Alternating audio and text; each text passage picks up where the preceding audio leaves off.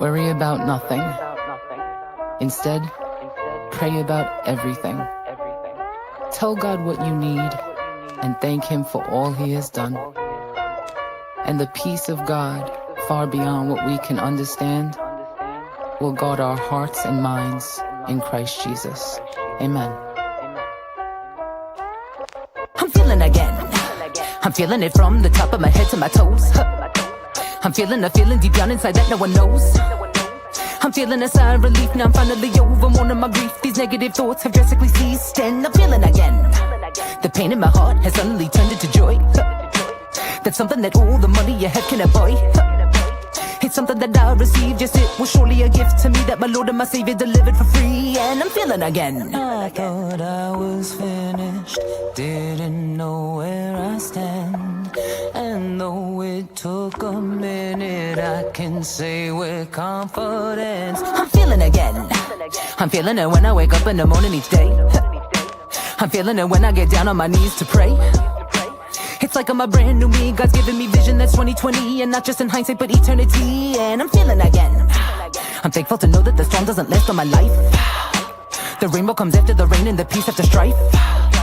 It's something you have to believe, it ain't just a promise but a guarantee, so why don't you come take a walk with me, cause I'm feeling again. I no longer have to hold on to what's not even mine. Sometimes things work out, sometimes they don't, and it's fine. What's meant for you will be, and what's not will be taken away from thee. It's not rejection, it's protection, so keep that in mind. Not everything you want is what you need, and not everyone around wants to see you succeed. But don't take it personal, that's just them. Pray for them the best, God bless, and then get back on your grind. Protect your mind and take off at full speed. I'm feeling again. I'm feeling again. I'm feeling again. Feeling again, feeling again, feeling again. Ooh,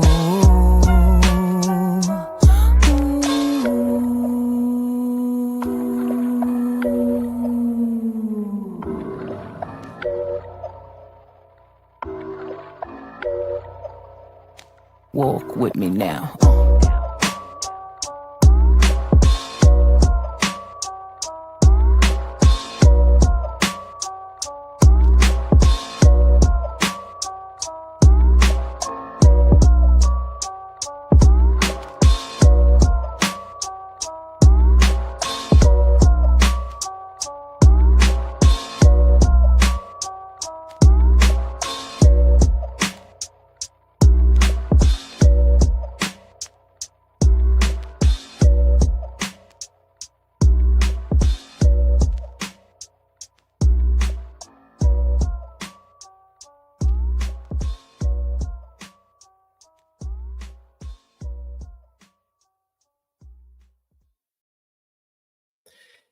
Hey everybody, my name is Noel Joshua Hadley, and I'm here with my co-host Jenna Rose, coming to you from New Jersey, somewhere in New Jersey, and somewhere also in the southwest portion of England, kind of near Cornwall. Hopefully everyone's doing good. And Jenna, I always feel every week. So if anybody out there doesn't know, that song that we played beforehand is Jenna's song. She's an amazing singer. I feel partly guilty that I've only been playing that song every single week. I think we need to kind of do a little bit more of a kind of rotunda of your songs. But I always feel like I get my own personal concert, because you guys don't see it, but she's like rapping back there. She's like going along with it, like she's up on stage singing the Where song. you can see me. Oh, I shouldn't have said that. Now you're never going to do it again. Yeah, but I could see you back there. Yeah, I could see you back there having a lot of fun with the music. So, yeah, here we are again. What are we going to be talking about this week, Jenna? Star Force. That's on our roster of fun, isn't it? Yeah, and hopefully, if there's time, I want to go over Tomorrowland. It actually ties in. 29. Acts 29, yes, that is. And if we don't get to Acts 29 tonight, we'll just roll it over to next week, because of course last week we talked about time travel and the whole kind of Donald Trump theory, which to be clear with everybody, I said at the time, and I think most people took it pretty well. At the time, I said, look, I don't know if this is true or not. What I'm doing is I'm reporting on, I wrote a whole paper reporting the best I could on what people are saying about this, the whole kind of conspiracy. Anyways, and that's going to tie us into Tomorrowland. But first, let's break out into, let's see, that's not it. Actually, this is the paper I just finished today. I'm so excited. Did I see Millennial Kingdom on that paper? Yeah, the end of the Millennial Kingdom and King Henry VIII. And one of the things I'll be out here where I'm at, kind of in the Cornwall area, I'm not seeing a lot of Tudor stuff. That's maybe a little bit closer to Windsor, Winchester, London, that area, probably York. So I'll be checking that out. But yeah, so it ties in with my King Arthur research and Millennial Kingdom, and it's been something I've been wanting to write for a long time on King Arthur. So I just finished that today. Everyone can check it out on my website. I'm not ready to present on it yet. But let's go into Starfort. So the promise has been that, and Jenna, I know you have some material to present on this as well, so I'm really excited. You dropped that bomb on me before we went live, so I'm looking forward to hearing what you have to say on Starfort. Nice.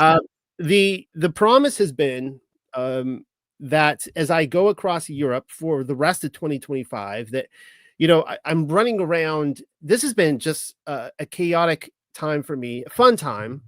Some people are calling it a sabbatical. It's really kind of a boots on the ground kind of reconnaissance mission here, doing field work. And so I'm frantically going out to, I have, as everybody knows, I have hundreds of papers, dozens and dozens and dozens, all these different subjects, and I have them kind of all in my head. And as I'm going out, I don't always know what I'm going to find, but I'm looking at all the different possibilities. I'm documenting everything. And then I have to brush back here. And, I spent the last 3 days just typing up a report, but just kind of going through all this stuff. So it took 2 weeks to get across the Atlantic. It was on my bucket list to take a cross Atlantic cruise. And I will say this, just so everybody knows, my wife and I decided at the end of it that we are not cruise people. Don't really, not really for us. For me, it's like the end to a means. The means to an end. It got us to our destination, but it was cool to check that off because so many immigrants and people for hundreds of years made that journey on a boat. So it was really cool to go. And the first place we went to was some Starforts out in the middle of the Atlantic. So let's start going over this now. Now, I'm not going to go through this whole paper. You can see that I originally published this in 2022. But there's a few things that I do want to cover really quickly. Now, when you come into Millennial Kingdom research, probably most people who come into Millennial Kingdom research, they first start looking into Tartaria. Maybe there's something that's not really sitting right with them. Like, this isn't the whole picture. There's something more going on. And then you're like, where does the Bible fit into this? And oh my goodness. And it just feels right. And you start looking to 70 AD and all this kind of stuff. I will say this, that I have been in this now for like 6 years, over half a decade. A lot of people are just now coming into this. And I'll say to all the newbies out there, and by newbies, I'm not putting people down. Maybe you've been into the Truther community for decades and you're just coming across this or whatever.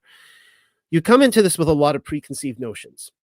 Like there is so many preconceived notions that it keeps some people from even going into it. Cause they're like, my preconceived notions, what my understanding of theology, doctrine, the Bible, the timeline is that there's a 7-year tribulation coming. They don't even have to be for rapture. They're just like, it's a future event. We're in the end times now. It's impossible. It cannot have happened. These kind of things. Right.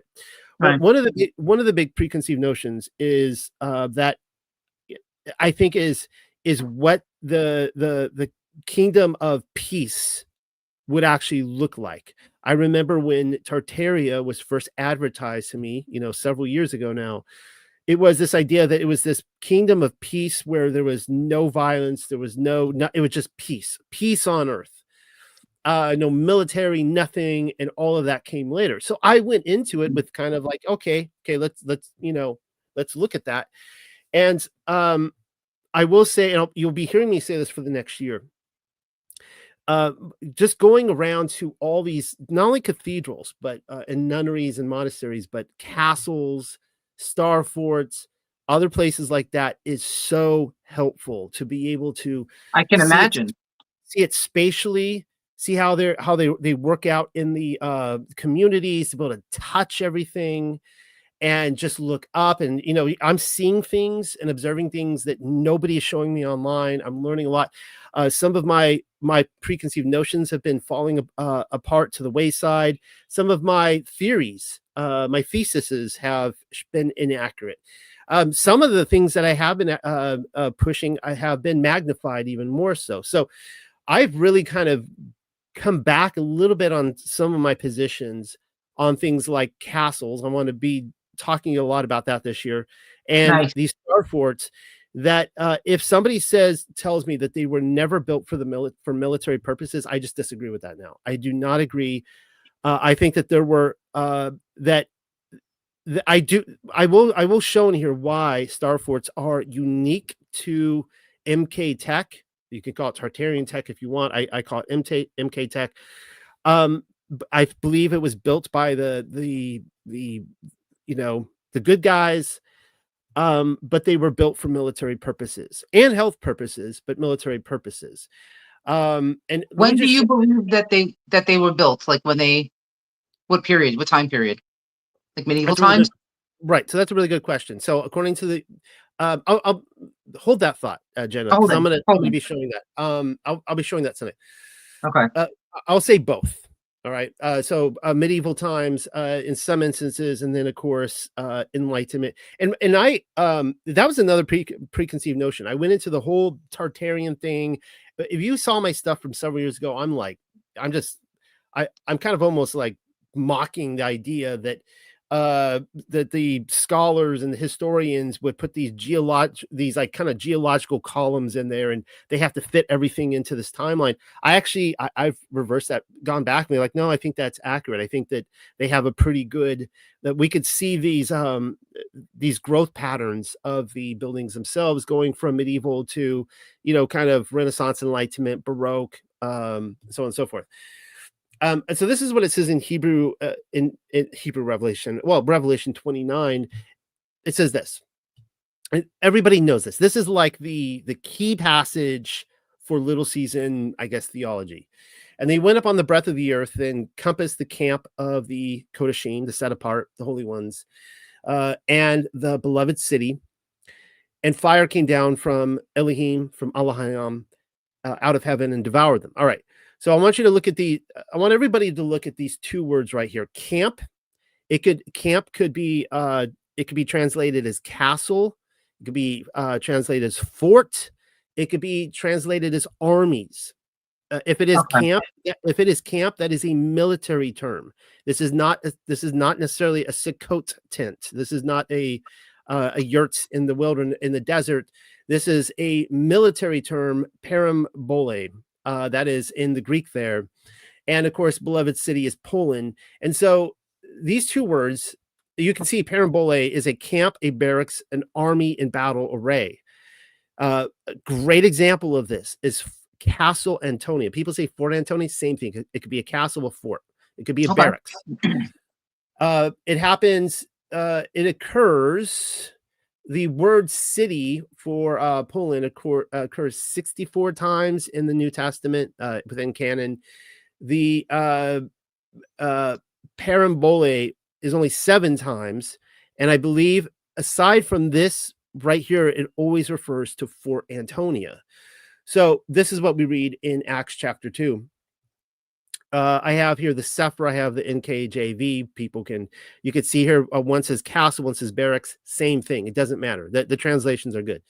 And some cried one thing, some another among the multitude. And when he could not know the certainty of the tumult, he commanded him to be carried into the castle. This is Paul. Oh, wow. Paul's been taken into Fort Antonia, right? So whatever, the fort, the barracks, whatever, he's taken into that.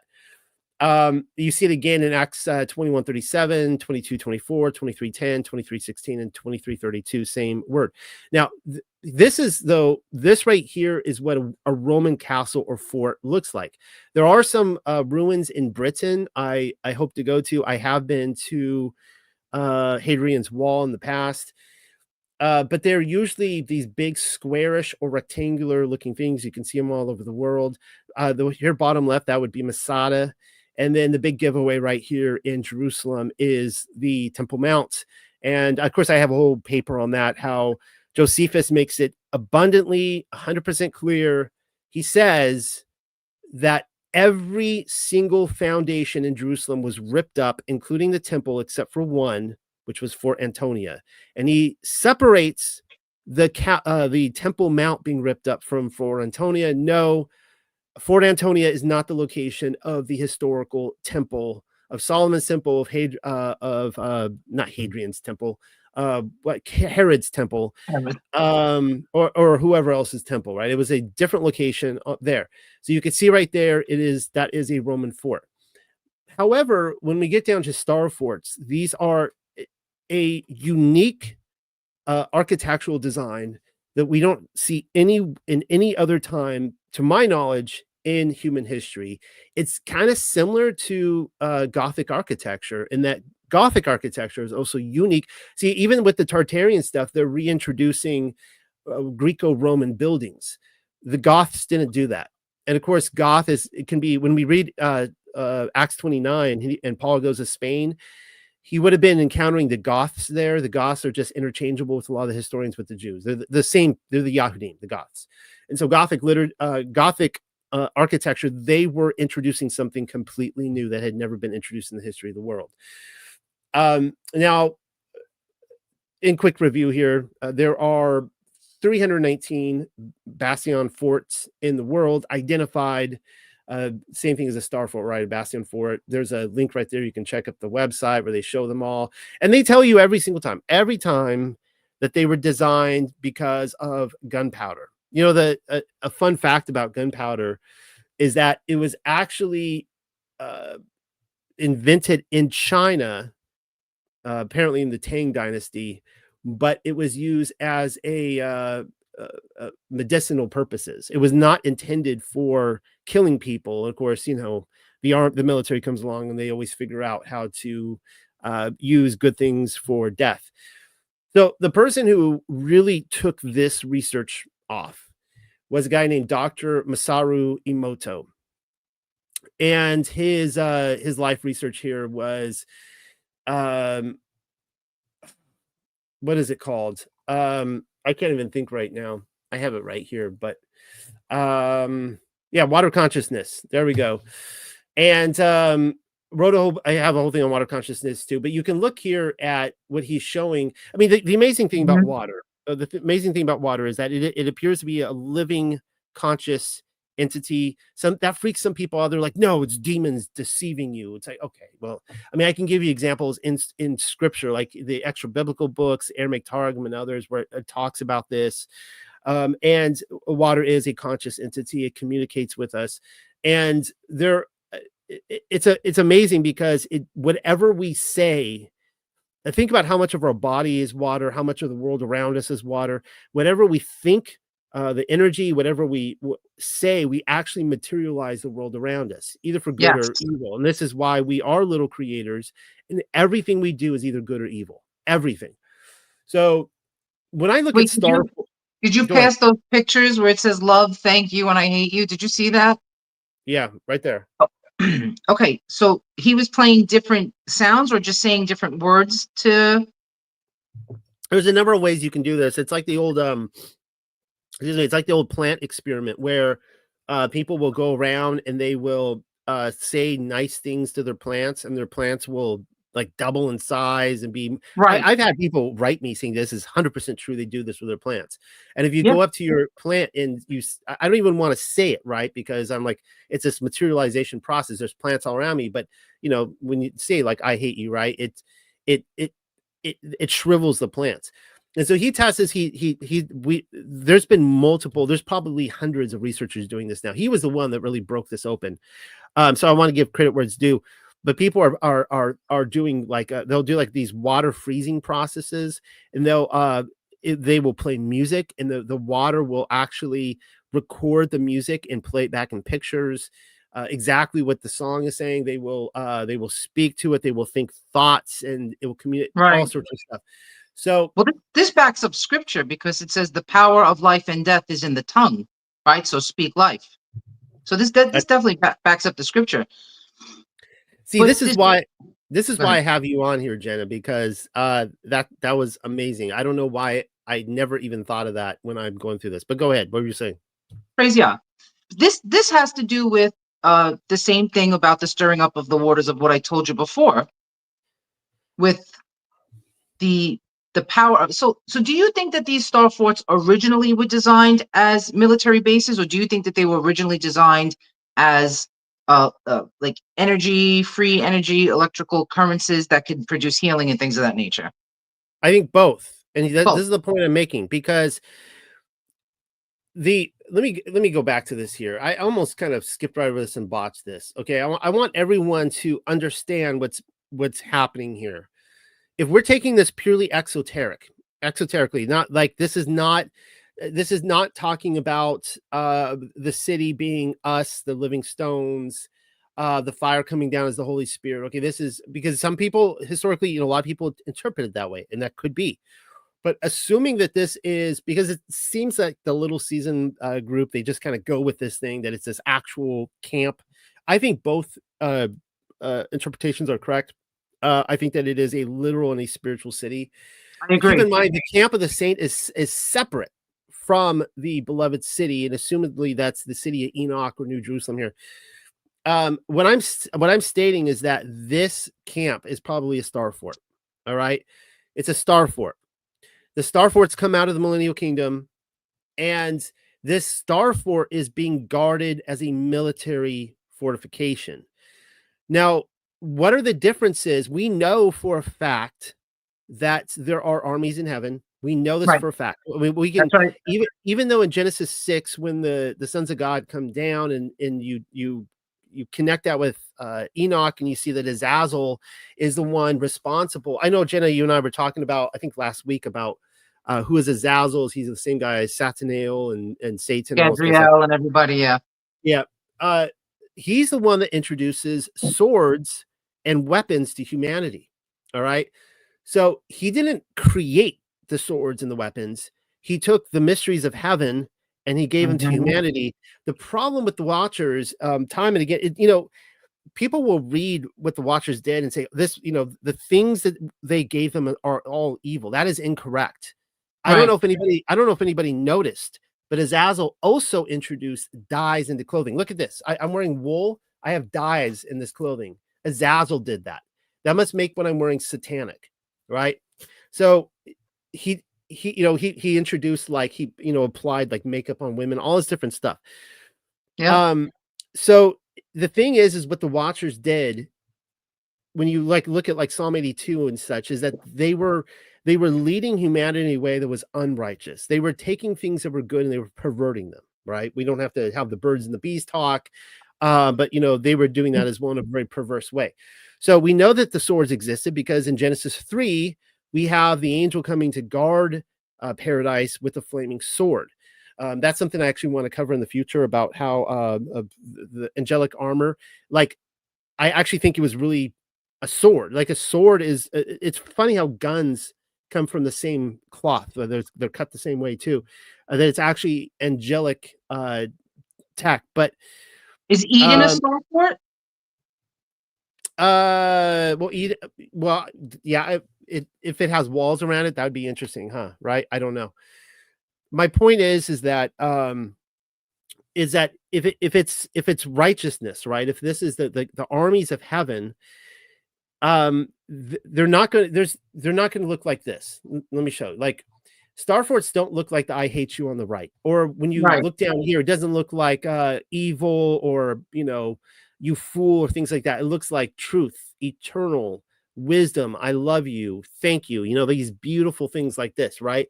So I think the two things are happening, because you have that that contrast in heaven, where you have these badass soldiers. We know that there are angels guarding every entrance of New Jerusalem. We know that they're guarding the tree of life. We know that you're not going to get past them, right? But yet Right. it's a place of healing. So I think that there's two things going on. And I think that, when the controllers are coming in, they have now they're missing that wisdom, truth, love, eternal element, and they just have the war element of it. Does that make sense? Hopefully that makes sense to Yes. everybody. And I do put in here, and I proposed this years ago. Now we see this here in, of course, First John, that First John agrees with the fact that there are two prime emotions. Now, psychologists today will say that there are something like 27 different emotions. I listed some of them here: admiration, adoration, appreciation, amusement, anger, anxiety, awe, awkwardness. That's a lot of Pixar sequels for Inside Out. I'm telling you right now. Sadness, satisfaction, romance, relief, nostalgia, joy, interest. But at the end of the day, confusion, fear, horror, boredom. I guess those are all emotions. At the end of the day, though, they will agree that there are only two prime emotions: love and fear. That's it. That's Love right. and fear. That's right. And so at any given time, everybody out there, you just evaluate what you're doing. And of course, I think another big component is projection. People, if we can figure out how many times we project onto other people, like that would solve a lot of issues. A whole lot, probably like 90% of them. Could be Don't wrong. get me started. Just we need to stop ourselves before we wreck ourselves. Go, am I projecting onto this person right now? Am the person I really hate myself? But this is what it says in 1 John 4:15-18. I'll just read 18. There is no fear in love, but perfect love casts out fear, because fear has torment. He that fears is not made perfect in love. And in fact, fear is a lack of love. It is the opposite of love. So, And it's a spirit. and of course, so if these star forts are places of love, that doesn't disqualify them as military fortifications, in my opinion. Especially since we could see that at the end, the grim story at the end of the Bible is that there's just this fortification, this Fort Antonia type place where the camp of the saints are, and the world is surrounding it to make war with it.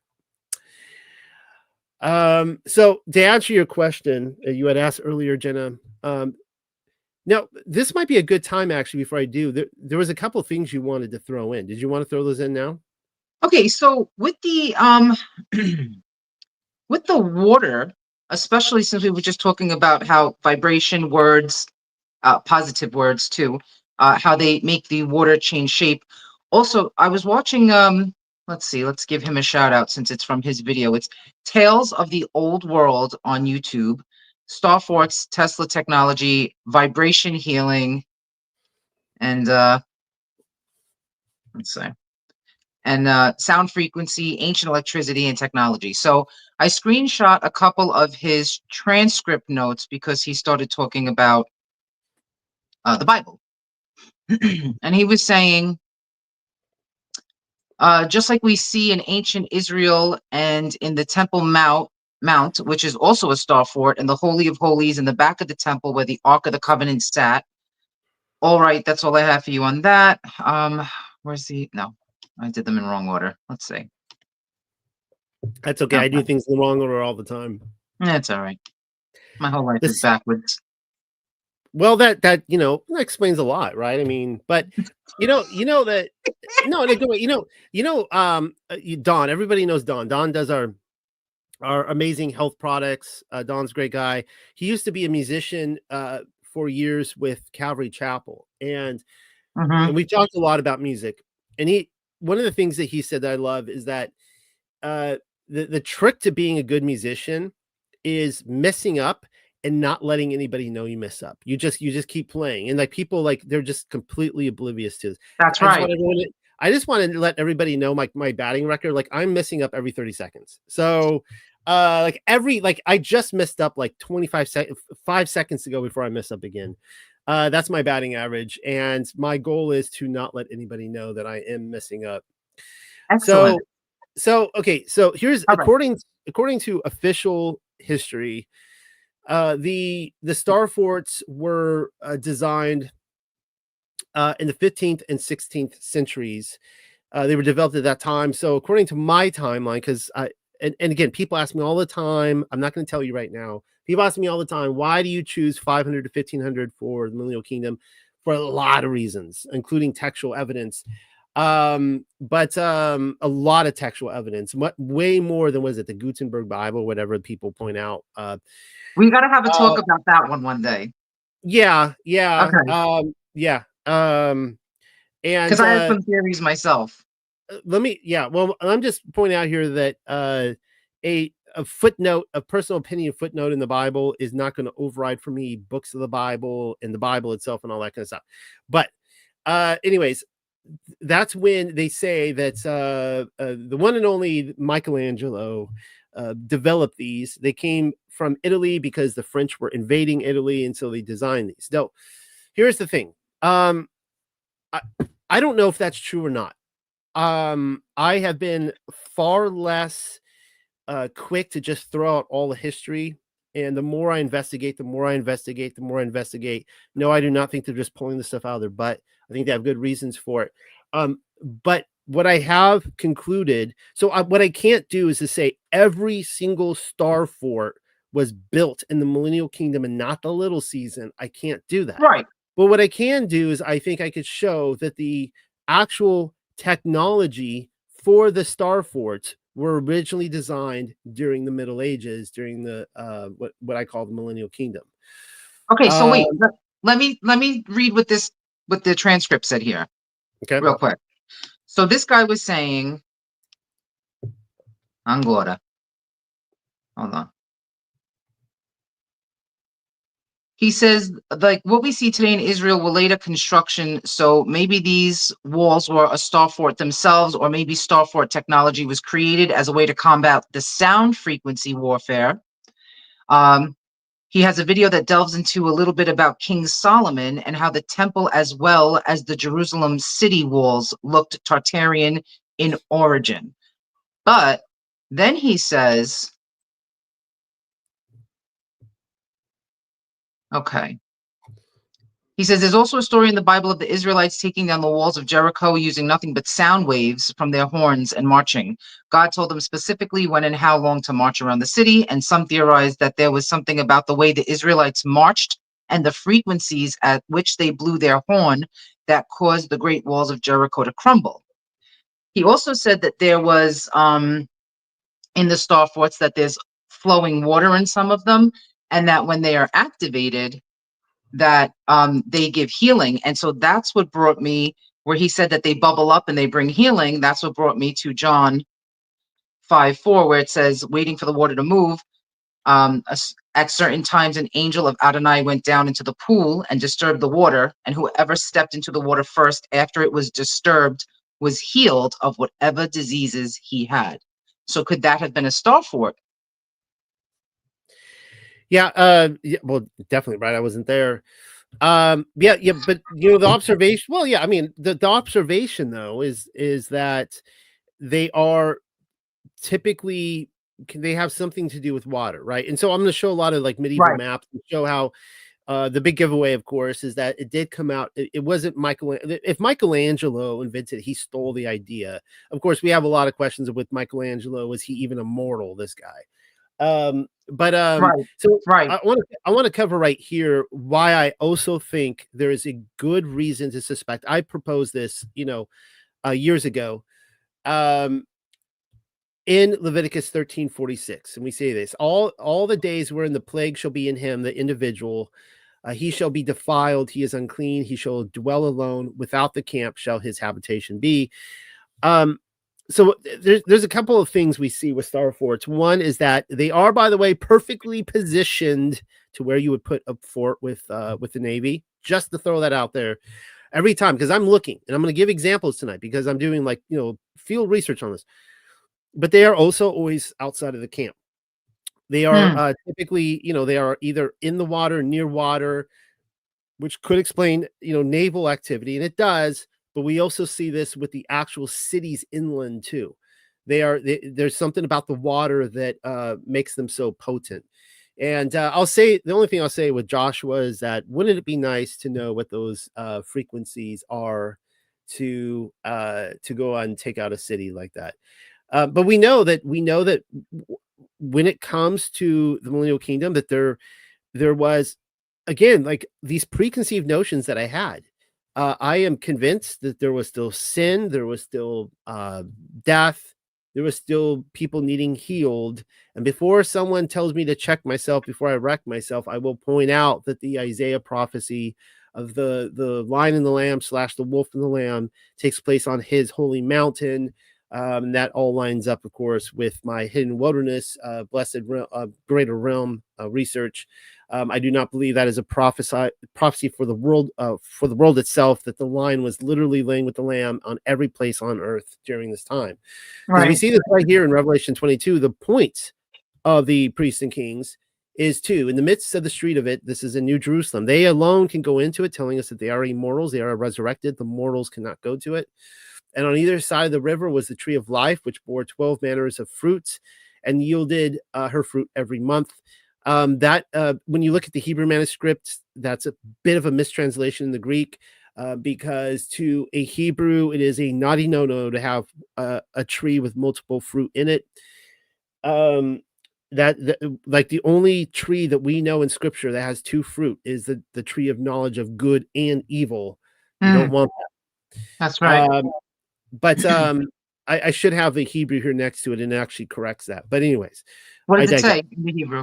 Do you know? It says that I think it says that there are trees, multiple trees that are. It appears that it's in plural, and they are constantly every month. It's not like you have to wait for harvest time. Like every month they are giving their fruit. So, and it could be something like okay, there's oranges over here, there's apples over there, and I don't know exactly what that picture is like, but it's not necessarily one tree that is just has all these, like there's a banana and there's a whatever, an orange or whatever. That's a naughty no. That's anti-Torah. You don't mix seeds. And the leaves of the tree, very good.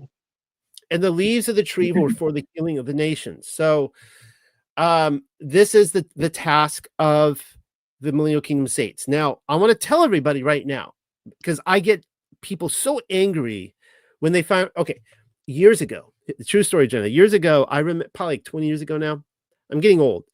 And I remember it was probably around 2007 or something. And the National Zoo in Washington, D.C. They made a public announcement that went nationwide that the panda cams were going to be turned off.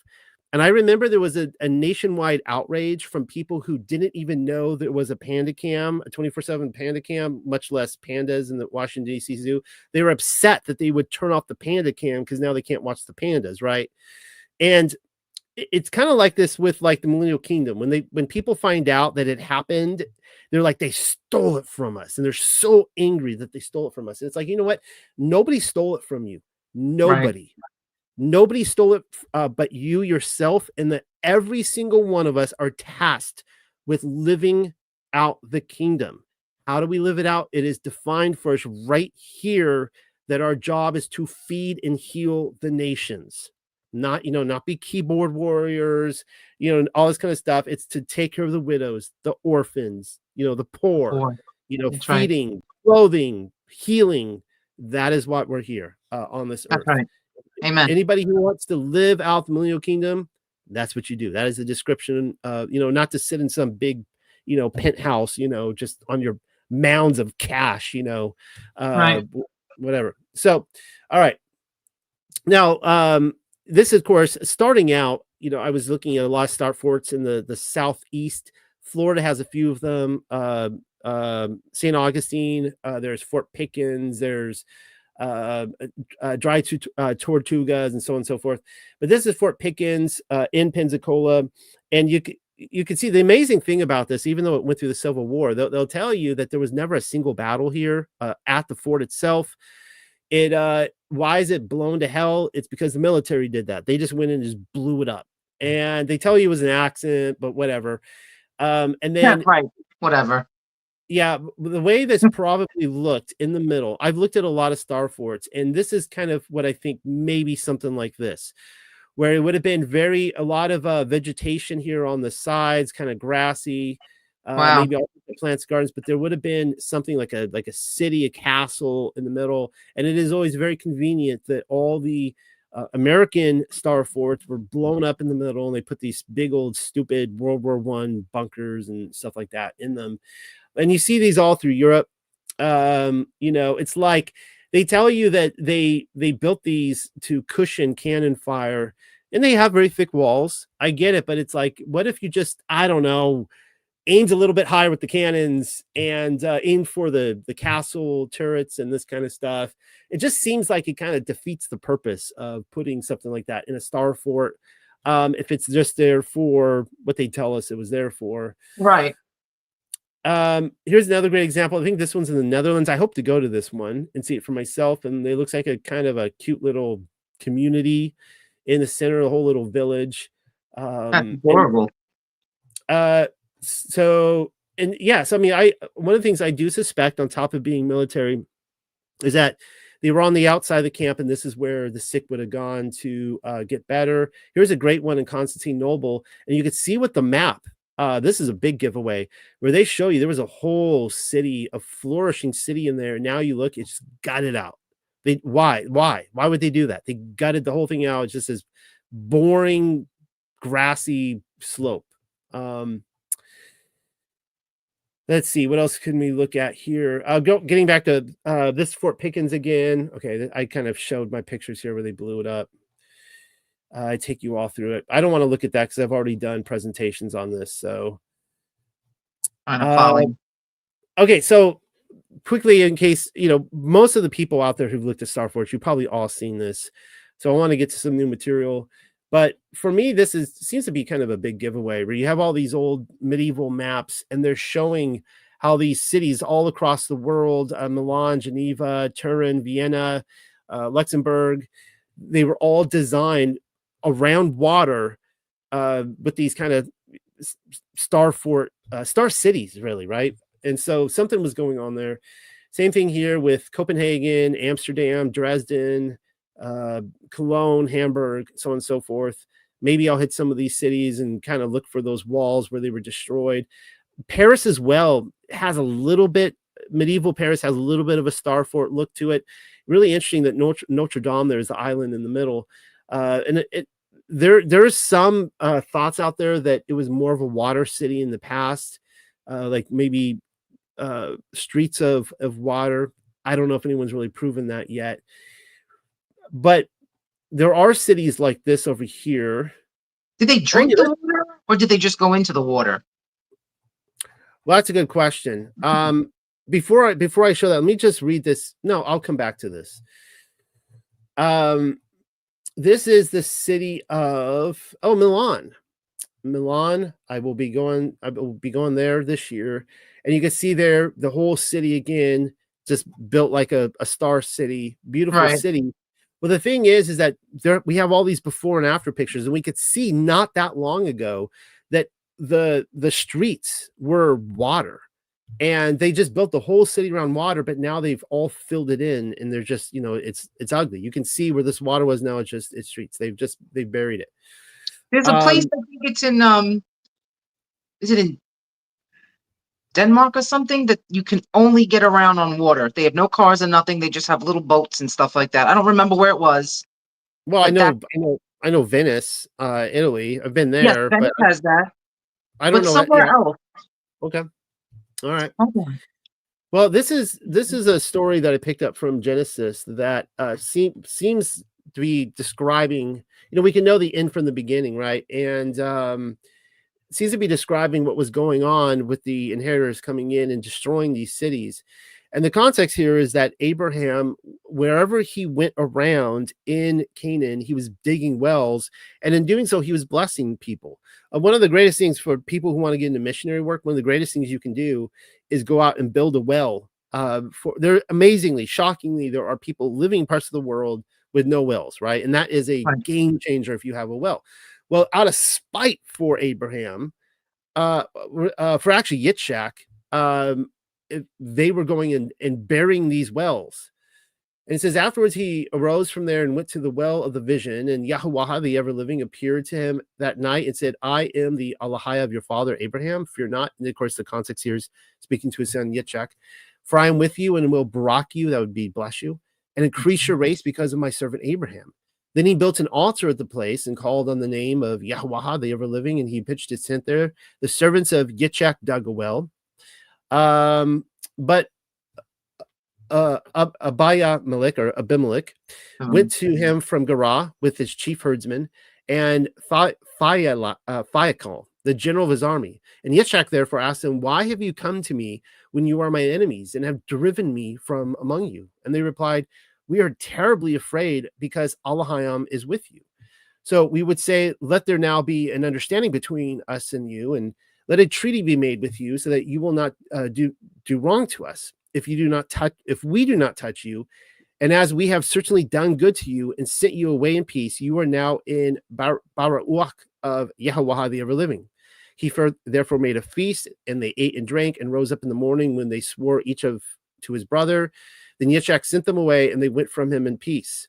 In that same day also, the servants of Yitzchak came and informed him about the well which they had dug, and they said, we have found water. He therefore called it Satisfaction. Consequently, the name of the village by that well is called Satisfaction to this day. Actually, I skipped the part here in the Genesis Targum. Okay, so and then over here you see in Genesis 26 it says, and the shepherds of Gerar contended with Yitzchak shepherds, saying, the water is ours, and it was the well of heaven, and it dried. But when they returned to Yitzchak, it flowed.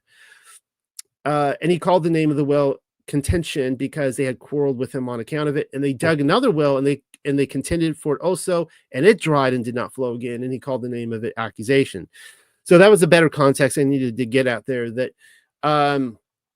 you see, it seems like this living water that we talk about that was flowing everywhere around at that time during the Millennial Kingdom. I mean, that's one of the prophecies all throughout. There was kind of a drying aspect to it afterwards as they turned away from the commands.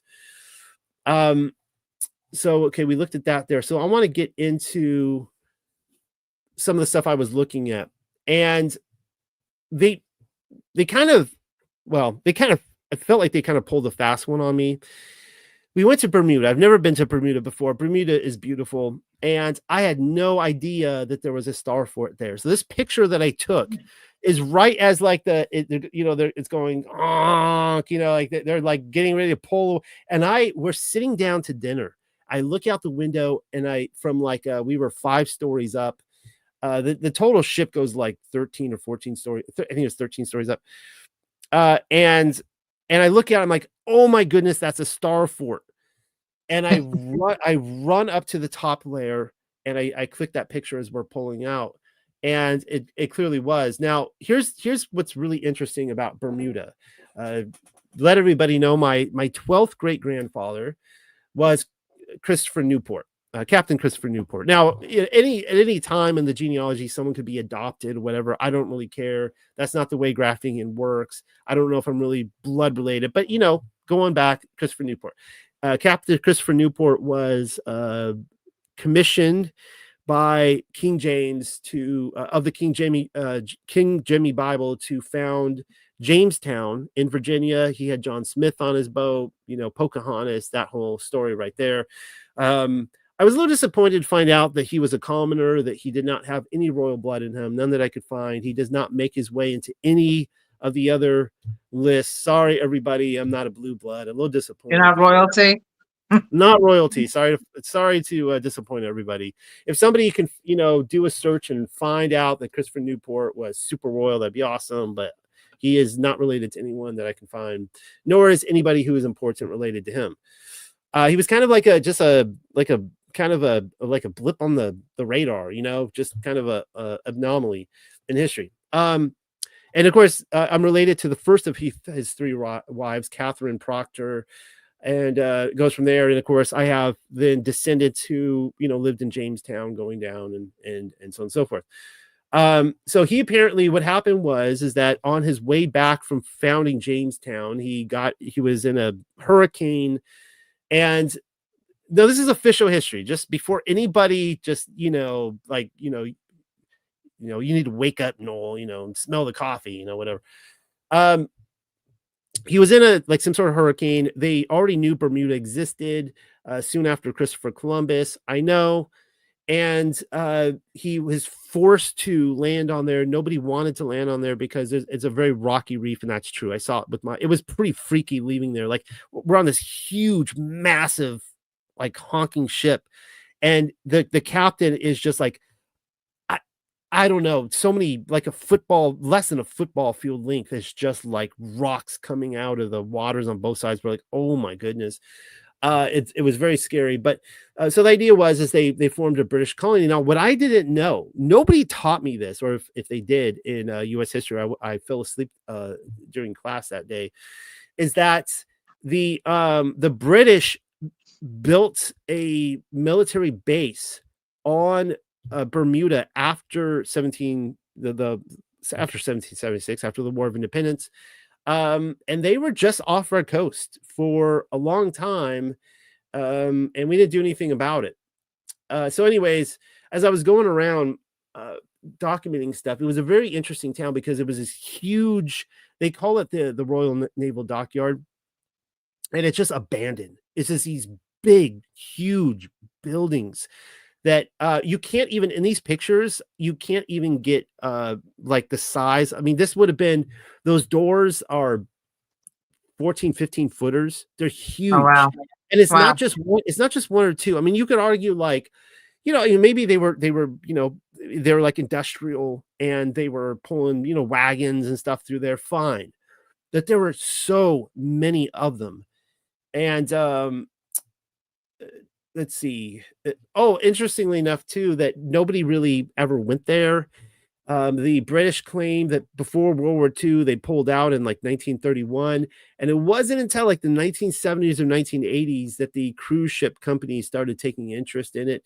They tell you how I wasn't able to get out there, but there's a town called St. George, which is interesting in itself. There's a big unfinished cathedral. Like, they started building a cathedral. They never finished it. We don't know the story on it. It's just very strange stuff out there.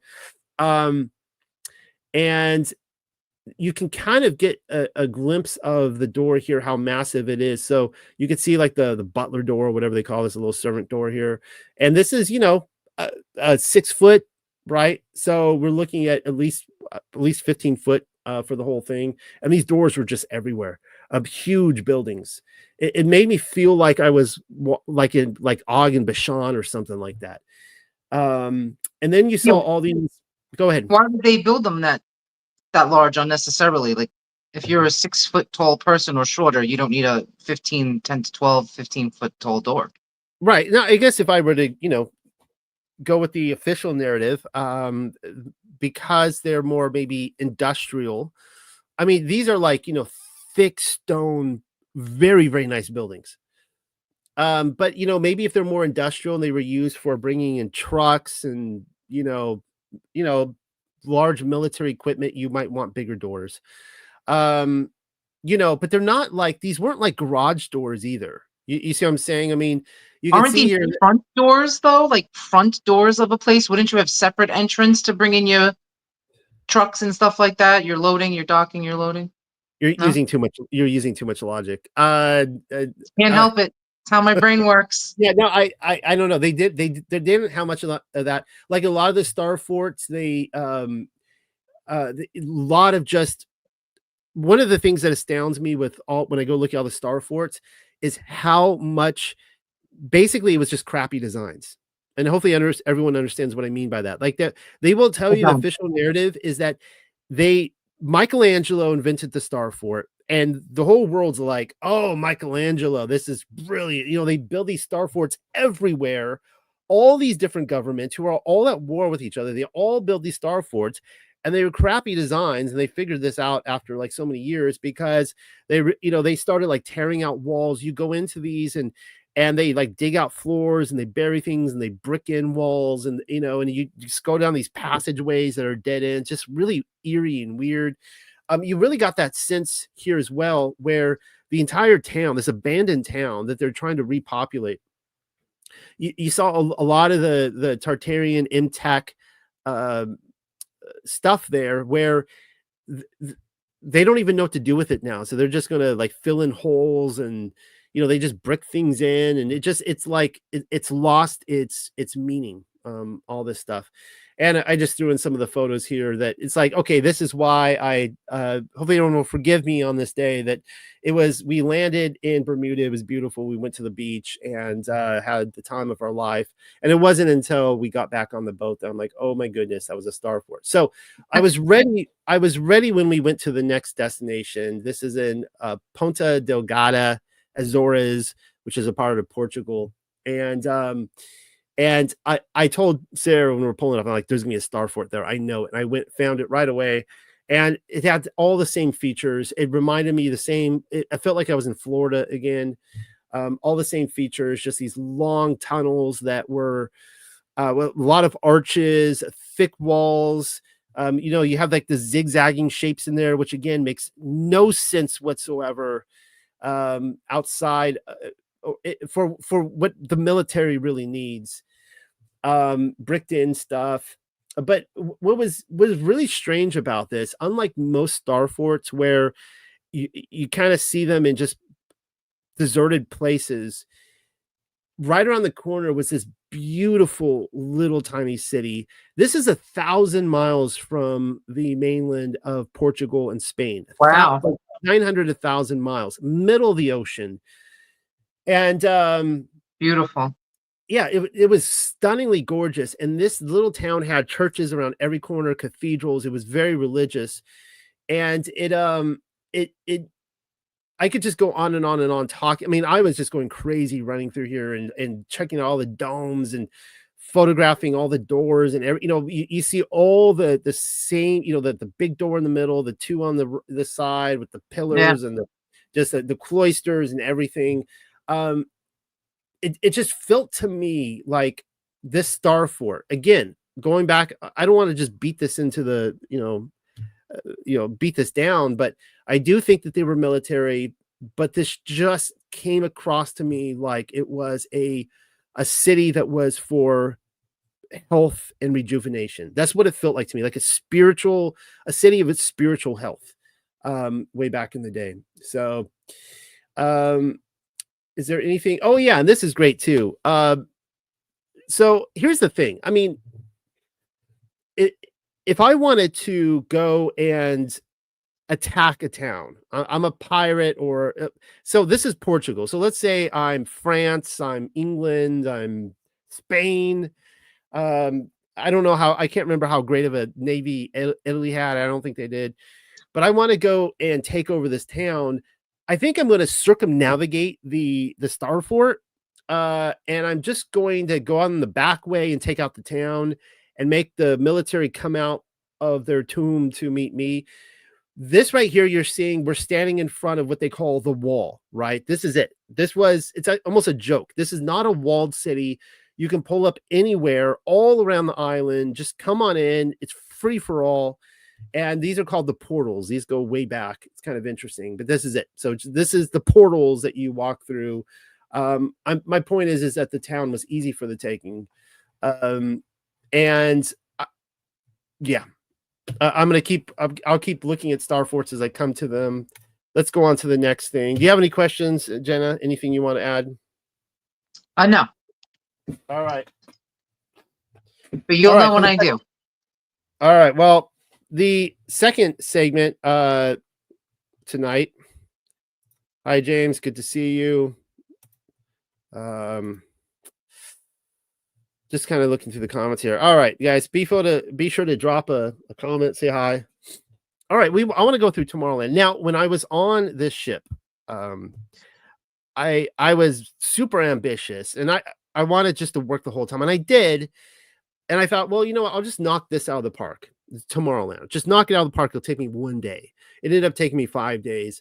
And hopefully going through this paper is not going to make everybody listening as sick as I was writing this. I was miserably sick. I was not prepared. At the end of the cruise, Yeah, I mean, I'm working the entire time, and at the end of it, my wife, she's looking on her phone. She's like, "Okay, it says right here the worst thing you could do on a cruise is to write." And I'm like, "Okay, well, I don't know what I mean. Yeah. I'm a writer. I don't really know what else I could do." I was so miserably sick.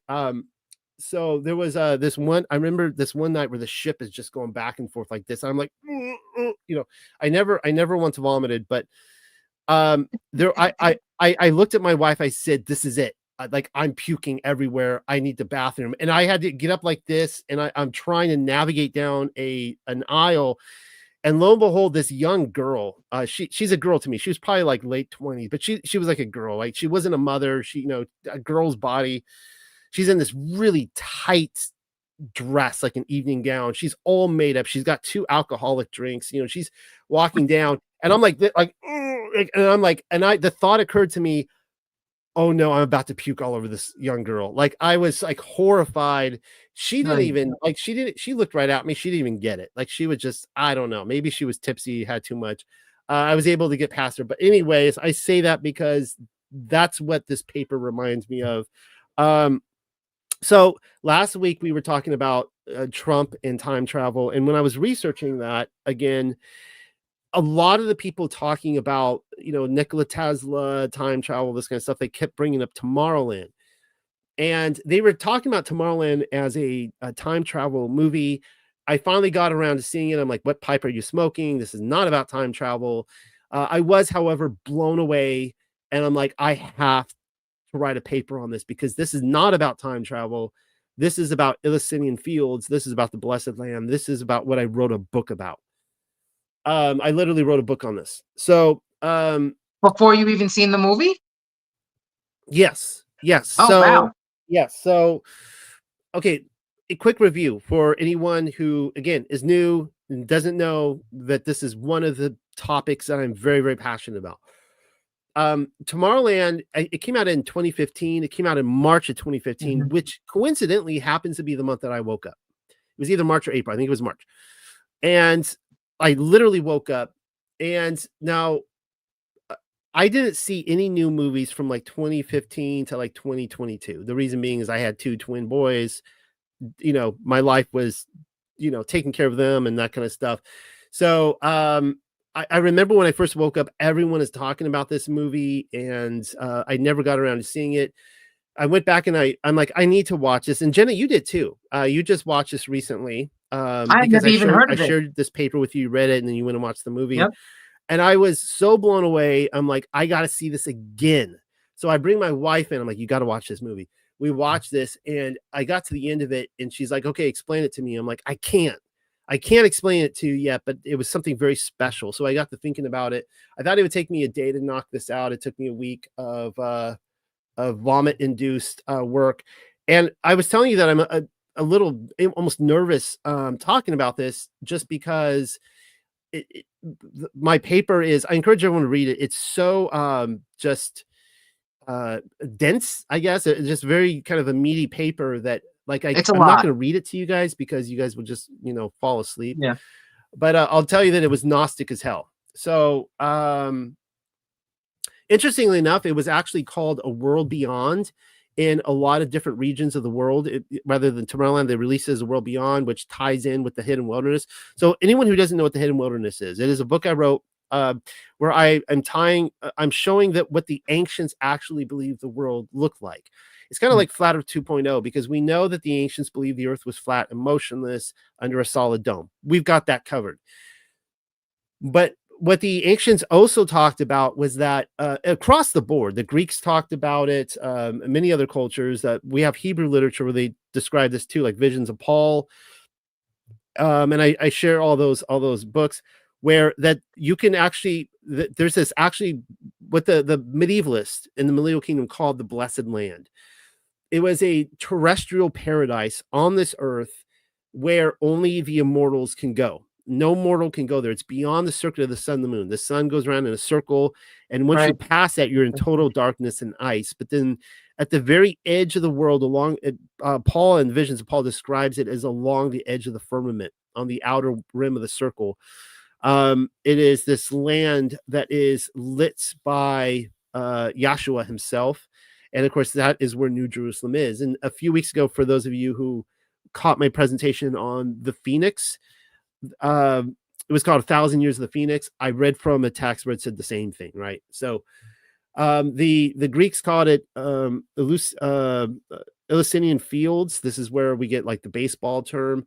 If anyone has seen the movie Gladiator, Russell Crowe at the very beginning, when he's about to go up and fight the Germans, he has that vision where his hand is going along the wheat, and you have like Lisa Gerrard's beautiful music, Hans Zimmer's with that, and then you find out that the vision is actually that he's seeing actually is, spoiler alert, he dies at the end, and he actually goes there and it's actually a terrestrial paradise. It is not like some distant spiritual dimensional realm on a different planet or anything like that. So everyone knows by this time that the classic Disney logo, Tower of Babel, firmament, when Tinkerbell goes over, and I agree with that. I haven't backed down on that. I'm like, I think that's legitimately what Disney is pushing there. This gets really interesting because when you start out in Tomorrowland, instead of Tinkerbell going over, it's the boy on his jetpack, and they show you that it is the actual city of Tomorrowland itself. Question. So let me just see what it says here. Let's see. And then I have a question. See, this is what I didn't want to do. I don't want to have to read through this here. That's okay. But they're basically, so it's kind of reversed here, because what they're ultimately going to say, they're actually giving the plot of Tomorrowland away in the logo, and that Tomorrowland is the camp of the saints. All right, that's what it is. That is my position. I think it is legitimately true that there is this realm beyond. I do not believe everybody that's the North Pole. If you guys want to say it's the North Pole, fine. It's just like hear that beaten down. I don't see any passages of scripture or anything that leads me to believe that. I believe it is elsewhere, and I've written a book on it. I've shown all the evidence that I can find. Nevertheless, there is this city that is basically connected to heaven, and they want to conquer this city. They realize that this city is their gateway to heaven itself. Hence the boy with the jetpack. So this boy with the jetpack is George Clooney as a child. The movie begins with him in present day talking, reflecting back on his life. His name is Frank Walker, which the name is interesting. I think I'll get into it a little bit. And it opens up in the New York World Fair in 1964. This is interesting for several reasons. Number one, the World Fairs, big conversation we have. I talked about the 1893 Columbian Exposition. That would be the Chicago World Fair, in which they interestingly enough introduced the world's first serial killer. I'm not sure if in London Jack the Ripper beat them to it, but I think this was the world's first serial killer, super royal, and of course they then burned it down at the end, a big old psychodramatic event. But it was at these world fairs what they would introduce or roll out new technology. They were bringing Edison, Nikola Tesla. This all comes into the plot line. But specifically at the New York World Fair, Walt Disney introduced a lot of new stuff. Now, I'm going to throw this out there, Jenna, for you and everybody else. Everybody is free to believe what they want. And this is, if I lose subscribers for this, fine. I have to say that one of the most annoying conspiracy theories is that Walt Disney's Hitler. I get so annoyed by this. I've never heard that. Yeah, well, your mic's not on right now. I saw your voice saying I never heard that or something like that. I was reading your lips. Wait a second. Hold on. That's interesting. You know what you should try is you can always jump out of the studio and come back in. That might fix it. I don't know why your mic is off. And I will wait for her because she wants to hear this, I'm sure. So let's see when she comes back in. This is actually, well, I'll wait. We'll just sit here for a minute. There she is. Can you hear me? No, okay, let me work on this on my end, Jenna, because I want to get your audio back in. Oh, Kristen and Aaron On said my that they end. can hear me. You can't hear me. Edit mic settings. I can't do it. Bummer. I don't know. It's too bad this happened live. Usually this happens before I go live when I get the guests in and their microphone doesn't work. So I would just keep playing around with it, Jenna. I think you can make it work. I think we can do it. I'm sorry that happened to you. I have questions. You know, I know you guys. Well, wait, Pamela, you said I can hear you, but I don't. I think you're talking about me, and hopefully, because if I can't hear Jenna, then you guys said you heard her fine. Okay, well, I guess I'm missing with you, Jenna. They all say they can hear you, and I cannot hear you. So apparently, hold on. This is on my end. Give me 1 second. This is weird. That they can hear you, and I do, Kristen. I have questions. Yes, indeed. Pamela said both of us are fine. Okay. Don't know what's going on. I wish I knew sign language. Do you have? I don't know sign language.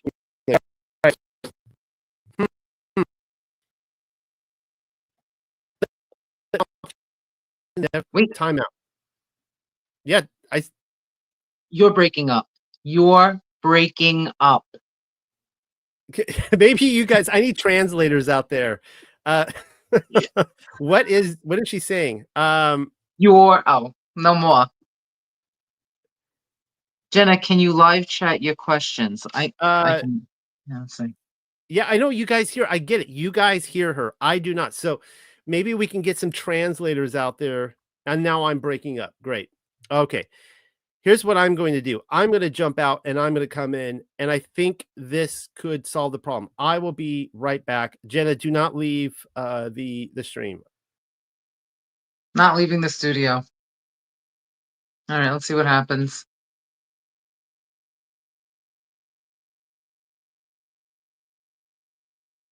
It's fine. Okay. We shall see. Okay, yeah.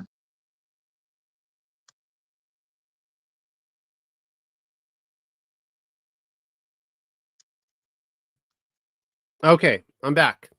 Can you hear me now? I can hear you. Whoop, whoop. Okay, hopefully I'm not going to break up now. Let me get the studio back in tip-top shape. All right, we're talking about Tomorrowland.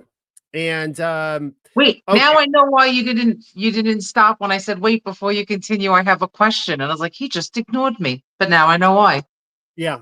I have to look to you every so often because okay, so I'm looking up here. I'm looking at 3 screens. I got my camera over here, got my paper I'm reading from up here, and then I got you down here.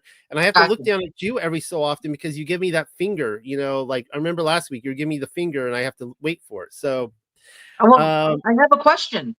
Okay, what's your question? Just real quick. So you were talking about with Gladiator, you said that he was walking through a field of wheat. In this movie, they appeared at a field of wheat. Yep. Is there a scripture about that? Because I've had that very same dream before I even knew about this, that I was walking down a street and on one side of the street, it was actually the block that I grew up on, there was like this field of wheat and it looked like the wheat was made out of gold. Yeah, that would be Elysian Fields. That's more kind of a Greek kind of picture. And if you can imagine, you know, walking along the Italian, you know, hillside, whatever, and just seeing the fields of wheat, right? That's kind of the picture. I have shown in the Hidden Wilderness that according to Josephus, interestingly enough, the not the Pharisees, not the Sadducees, the Qumran people, the Essenes, that they actually held that belief that there was a terrestrial paradise, and Josephus described it like it was very much like Elysian Fields. Is there scripture on it? Is there like a scripture about golden wheat fields or something? Well, if somebody could find some, that would be great. I would love to see some. It is interesting that, you know, it's field of wheat without tares, right? It's just this golden perfect field of wheat. So getting back to Hitler. All right. Yes, Hitler.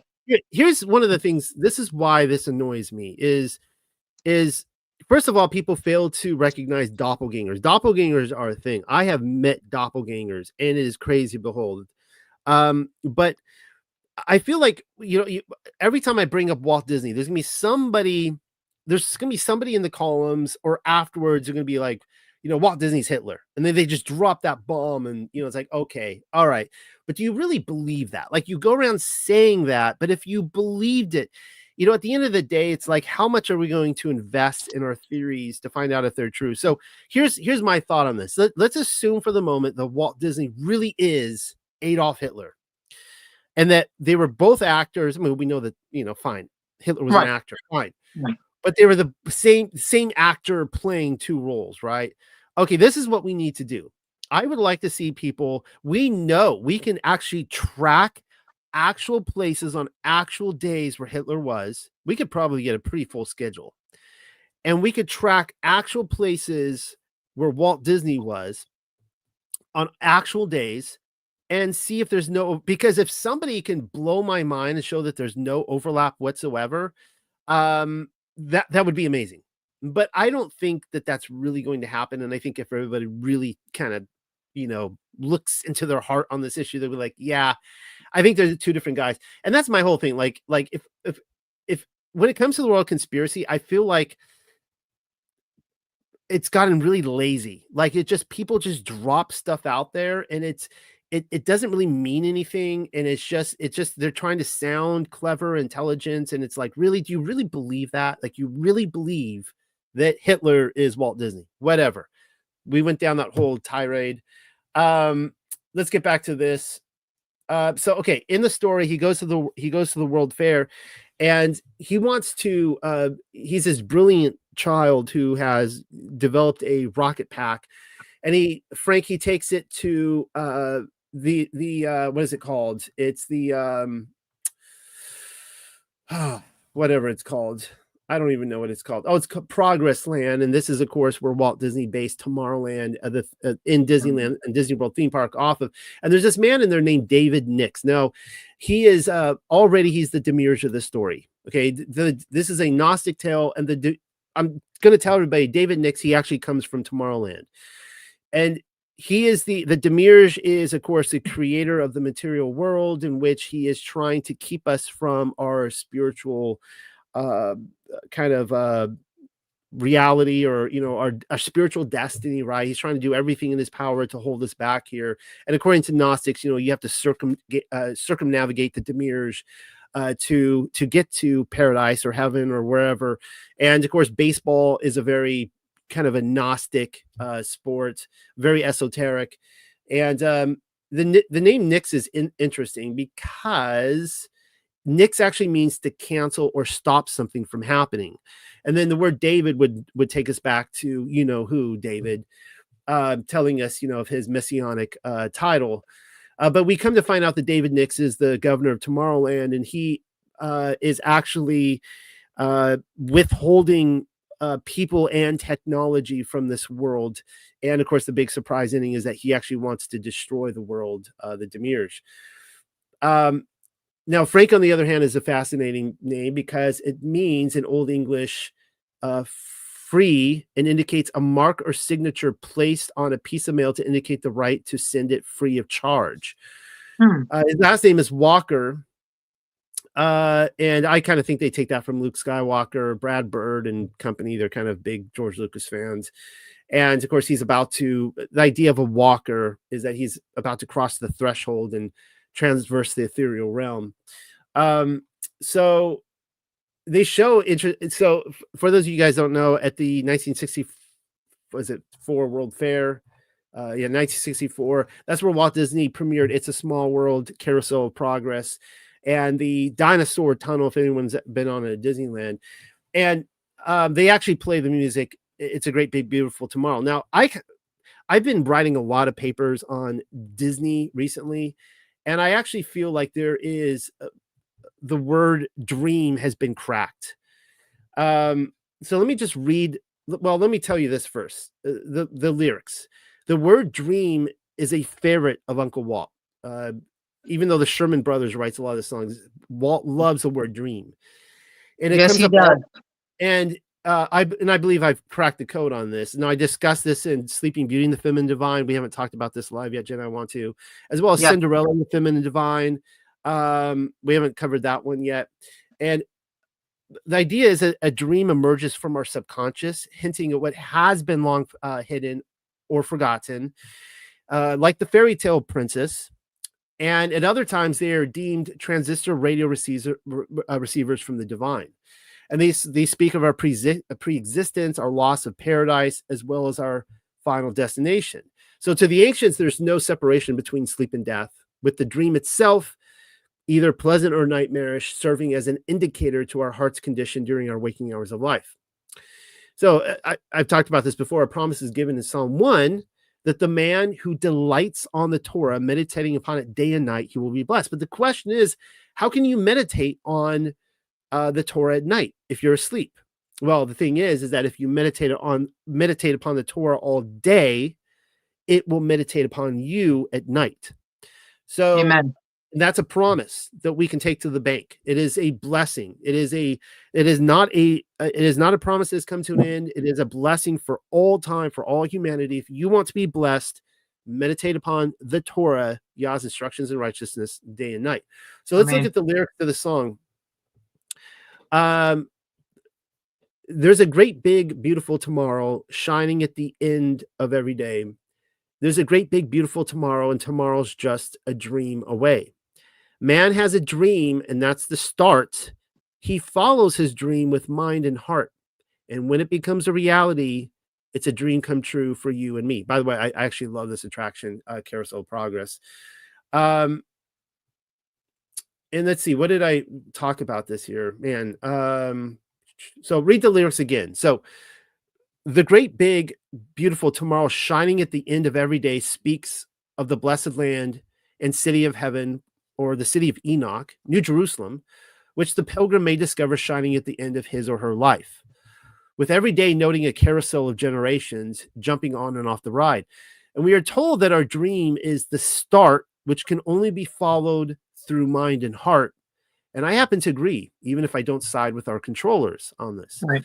How many instances have people asked me for the directions to New Jerusalem after reading my work, to which I have responded, it is a life well lived. If you want to get, people are like, I want to get on a boat and charter a boat. And it's like, no. The only way you're getting to New Jerusalem is a life well lived. That's it. That's right.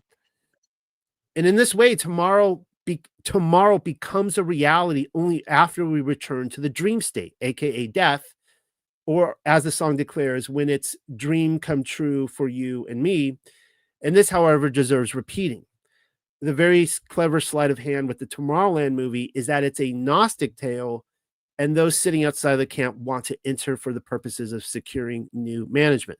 So if you guys aren't following, whenever you get a demiurge, Yahweh is always the demiurge. Like the God of the Old Testament is the demiurge. You have this whole group out there right now, really popular in the Tartaria research, where they come to my channel all the time. They're like, Noel, you need to realize that the God of the Old Testament is actually Satan. It's just Gnostic. I get accused of being a Gnostic. I'm like, no, actually, I'm not a Gnostic at all. That is what the Gnostics advocated. That Yahweh, Yahuwah, Yahweh, however you want to pronounce it, that he is the demiurge and that he's holding us back. And we need to circumnavigate him through the enlightener who has come to show us how to take the city, right? So this is what I'm saying, that the David Nix character in here is actually Yahshua. He is the king of the kingdom, the bad management that they need to take out. Now, the other character in this is this little girl named Athena. So when the boy goes up here to present his rocket pack and David Nix rejects him, even though it's this amazing invention from a little boy, this mystery girl comes up to him and he's like, no, you're not doing this, right? We don't know right away their relationship between David Nix and Athena and Frank Walker. But her name, Athena, is interesting. Go ahead. I'll be right back. I have to just leave for a second. Sure, no problem. All right. Yeah, somebody mentioned Plus Ultra. I'll cover that as well. And so So Athena is of course, the Greek goddess associated with wisdom, warfare, and handicraft.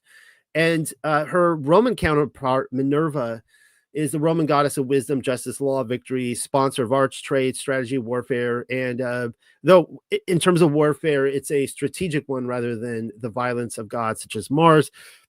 And as I point out in this paper, that this girl Athena actually fulfills all these roles. Like, she's very clearly Athena. And interestingly enough, Athena was the goddess. Athena was the guardian of the city, which is what she is.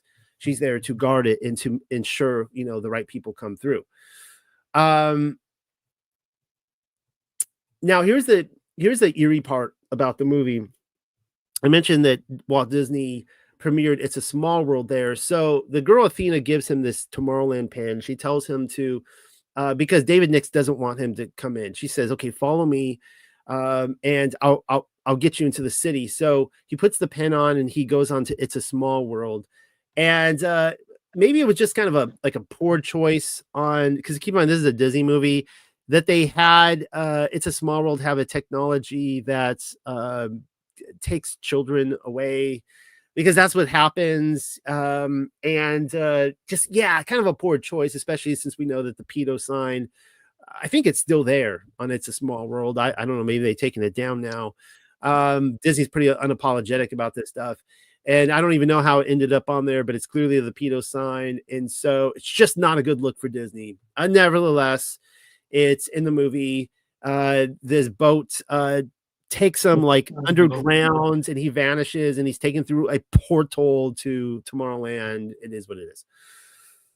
Now what we come to learn with these inhabitants of Tomorrowland is that they have these agents who actually live in our world. And they say Walt Disney's one of them. Now, I'm not saying Walt Disney is. This is coming from the controller's perspective, but I wholeheartedly believe that there are actual agents, Melchizedek agents, angels, from the actual city of Jerusalem in terrestrial paradise that are here working among us. I want to give a whole presentation on that. I believe that they are on all levels of government. They're on all sides. They're working the streets. They're everywhere. Now, according to this, the way it works is that they're not giving us their technology because they want to motivate us to goodness and kind of lead us, kind of nudge us towards their technology. I actually think that's a pretty realistic perspective as well. Keep in mind that what the Watchers did is You're breaking up, Noel. And there's a lot of good reasons as to why the mysteries of heaven, that the technology of heaven, they would want to hide it from us. I think it's the same thing with the Millennial Kingdom buildings, that there is a tech to it that we can't really figure it out. Like we're missing we can see it there, but we're missing some sort of secret component to make it work. So in this instance, like Uncle Walt, he would be introducing the Hall of Presidents, the Enchanted Tiki Room, these animatronics, Pirates of the Caribbean. And in Tomorrowland, Walt Disney knows that it's far advanced beyond our wildest imaginations, but he's brought in, I mean, they're giving a lot away. This is one of the theories out there with guys like Edison and Tesla, right? Like they were chosen to introduce this technology to us. And of course, all these Pulitzer Prize and all these other winners along the way, Nobel Peace Prize, whatever, all these winners and these people chosen, they're kind of just introducing that kind of stuff. All right. So as soon as he they show this because when he goes into Tomorrowland, keep in mind his jetpack wasn't working, but as soon as he gets there, this robot comes up and he fixes his jetpack. And it's kind of, you could see that maybe you could say it's maybe lazy storytelling, but what they're telling you there is that they have the power to just give us all jetpacks if they want, right? They're like, that was great. You invented this. It doesn't really work. Let's fix this for you. And we then see him whizzing all around the city. And immediately Mercury comes to mind. Mercury is a a messenger of the gods, and it's another tie-in with Frank Walker. Mercury is the Greek god of financial gain, commerce, eloquence, messages, communication, which includes divination, travelers, boundaries, trickery, thieves. Of course, the tricksters would be Mercury. He also serves as the guide of the souls to the underworld and the messengers of the gods. And I ask you to pay attention because all of those character qualities seem to connect with this boy, Frank Walker. I mean, this movie, like it is, it's a family movie. It's one of the few times Disney doesn't really do science fiction very well. There's only been 2 movies they ever did science fiction that I thought were phenomenal. One was Tron Legacy, which came out like, I don't know, 15 years ago or whatever. And the other was Tomorrowland. They don't typically do it very well. I'm just going to jump ahead for lack of time here. Yeah, running out of time. Oh, yeah. So, of course, Athena is a robot. All right. So she's kind of like this, almost like she's not a Terminator, but she could be this fierce warrior. She's a robot. And I find it really fascinating that she is also to the Greeks and the Romans, she's the goddess of wisdom. So she is now the counterfeit Holy Spirit. This is totally Gnostic. And the first AI robot, what was the name of the first AI robot? Was Sophia. Sophia, which means wisdom. Wisdom. Yeah. So there's a 50-year period that goes by. The movie jumps ahead when he's an adult, and she hasn't aged, right? So she's the same age. And that goes into the whole idea that Athena was a virgin. I've talked about the different kind of like virgin immaculate births through history that predate, we can argue if they predate Messiah and the Madonna and all that kind of stuff. And so one of the stories of Athena the Virgin is that she befriended this centaur, and this was a popular tale. And centaurs are beastly, lustrous creatures that live out in the woods that are trying to come into society and grab these women. And what Athena was capable of doing was actually taming this centaur and maintaining her virginity. And that's actually the story behind. If you pay attention to the movie, Frank, he appears to be a virgin too when he grows up. That they never, it can get into like some serious pedo stuff if we're looking at a grown-up guy in love with a little girl, even though she's a robot. But they, gloss that over, hoping you don't notice. But it seems to be the whole centaur story. So fast forward, this is kind of where it starts getting interesting. I'm actually maintaining an audience tonight. I didn't know if this was going to be like people are like, So jumping into always maintain audiences. What are you talking about? We're jumping ahead to the present day, which according to this is 10 years ago, 2015. All right. And now we're coming to this character, Casey Newton. Get it? Newton, like Isaac Newton. She's this brilliant teenager, like just like Isaac Newton. We aren't told if she's related to Isaac Newton, but she loves NASA. I know. And her father is a NASA engineer facing a job loss. Now, this has some historical ties to it because in 2015, NASA was no longer popular.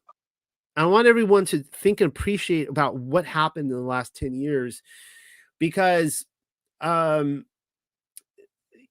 had the Mercury mission, and then you had the Apollo missions. That came to an end, the moon landings, and then they went into the space shuttle missions in the 80s, and they introduced the ISS. I think that was the 90s.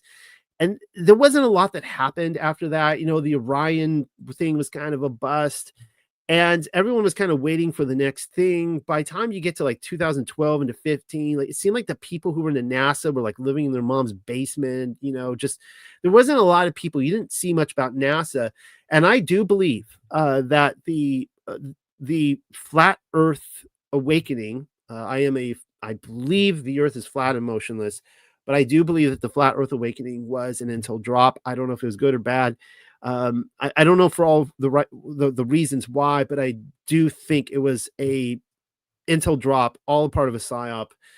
And it is interesting that all of a sudden you see, of course, SpaceX takes off too at this time, but you see NASA become really popular again, and people, you can't go to the gym. I remember by like 2018, I couldn't go to the gym without seeing people with, NASA t-shirts and this kind of stuff. It just rejuvenated this passion for people because they created these flat tards, this army that needed to be taken out, and it rejuvenated this kind of this I don't know, this pride or these patriotism in people to take up the cause of NASA again. And that's what the story seems to be implying here, that this time NASA was falling out of favor. It was being dismantled. And anyway, so this girl, this brilliant girl that is kind of a what do you call it, Mary Sue character, she is going and at nighttime and sabotaging the planned demolition of a NASA launch site, which her father gets wind of, and he's like, look, you can keep sabotaging it, but my job's coming to, and there's nothing you can do about it. And this really frustrates her, because then she goes to school, her high school, a plot line they decide to drop later on when she just decides to ditch school and never go back to it. But it's every lecture is like global warming, overpopulation, George Orwell, Fahrenheit 451, 1984, etc. And doom and gloom. By the way, a lot of truthers are like this too. Just doom and gloom. There's nothing you can do about it. And she's like, no, like, let's get some solutions. Let's work with this. And on this point, I agree. Even though global warming, I know, is a hoax, and overpopulation is a hoax, nevertheless, whatever the doom and gloom is, I know that these situations can be turned around. That includes the overreach of the tyrannical empire over us as well. So she goes back to NASA. She is trying to sabotage it again. Police sirens, red and blue. She's arrested. She comes out of prison, and this is when she's given all her things. And this is when the plot really takes off, because there's this Tomorrowland pin, and she looks at the police officer. We don't know if this police officer is working for Tomorrowland or not. She's like, this isn't mine. And he's like, I don't care. And he just walks away. As soon as she touches it, she's transported to Tomorrowland. And so actually this, as you mentioned, Jenna, this field of wheat. And as soon as I saw that, I'm like, boom, there it is right there. Field of wheat, shining city in the background. This is Elysian Fields. I already covered that tonight. And I have, like, you can see a whole paper there, Elysian Fields, the cosmological world of the Essenes. Talked about that. I'm going to read that. Interestingly, too, the pin represents a mandala, not Mandela effect, but a mandala. Right. Talk a lot about mandalas. Mandalas we see in all the MK architecture. Not as much. We do see it in the Tartarian too. They were really big on it. If you guys go to any cathedral, they got the big giant door and the two little side doors. And you look right above the big giant door. It's a rose window. That's a mandala, and it says it's a circular kind of represents kind of eternity within a limited space, kind of a macrocosm of the a microcosm of the macrocosm, that you enter this microcosm and then you can expand to all these different spiritual possibilities. And this is where you get into labyrinths and that kind of stuff. And that was the other great story that Disney did, was the Tron movies, in which they actually, the guy who created the Tron movies, he alerted me to it, because he said that the disc, the identity disc in Trons, he said they were mandalas. Where in this little tiny thing you store all your information and you grow from it from there. So it's kind of interesting that she gets this little mandala pen that when she touches it, she goes into this kind of microcosm where this world, this dimensional world around her opens up. We know that it's a world around her because it's kind of almost humorous that she tries to walk towards the shining city through the field of wheat, but then she bumps her head against a wall in the police station, and she tries this over and over again. And even when she's driving home with her car, she touches it again, and she's like driving through the field of wheat, and she has to figure out, this is kind of the test for the brilliance of the people they're inviting into the city to be a member of Tomorrowland, is you have to figure out how to get into the city with the material restraints of your own world around you. And I actually thought this is one of the brilliant parts of the story. And so she finds this straight road that she's like, okay, I'm going to walk down this. And she kind of figures out the direction of where the shining city is. And she walks through the material world. And then, long story short, she when she's walking through Tomorrowland, she's like, why is it everything getting wet? And she's like bogged down, and she actually walks into a material pond. When she's walking through the city, you see Tesla station there connecting to Nikola Tesla and SpaceX and all that. That's one thing I didn't get. Whenever they were walking somewhere, when they had the mandala with them, if like she was in her house, right? And she was doing well until she fell down the steps, right? And then she goes into the water. But then in other parts, when they have it on, they're just freely running and going anywhere. I didn't understand the science behind that. Oh, yeah. Well, keep in mind that when so, and I'll talk about what her experience was in there. It was a commercial, right? Like when you follow her path, she walks in a pretty straight line, and she does make a couple of turns, but she stands on the train for most of it. So the train so she's not actually moving in the material world when the train is taking her places. Is that what you're referring to? No. Like when she was in her house and she goes to put it on, and she's running in the field, and then all of a sudden she smacks into a wall, and she goes down the staircase. Right. So it's because she was in her material life, she ran into a wall. Yeah. Okay. Yeah. Right. Yeah. Definitely. So, yeah. So basically, she it ends when she gets on a train. There's these teenage astronauts on there, whatever. They're going to fly off to space, and they invite her onto the ship, and they're and kind of like room for one more type of thing. And she tries to get on, and it all comes to an end. The pin doesn't work anymore.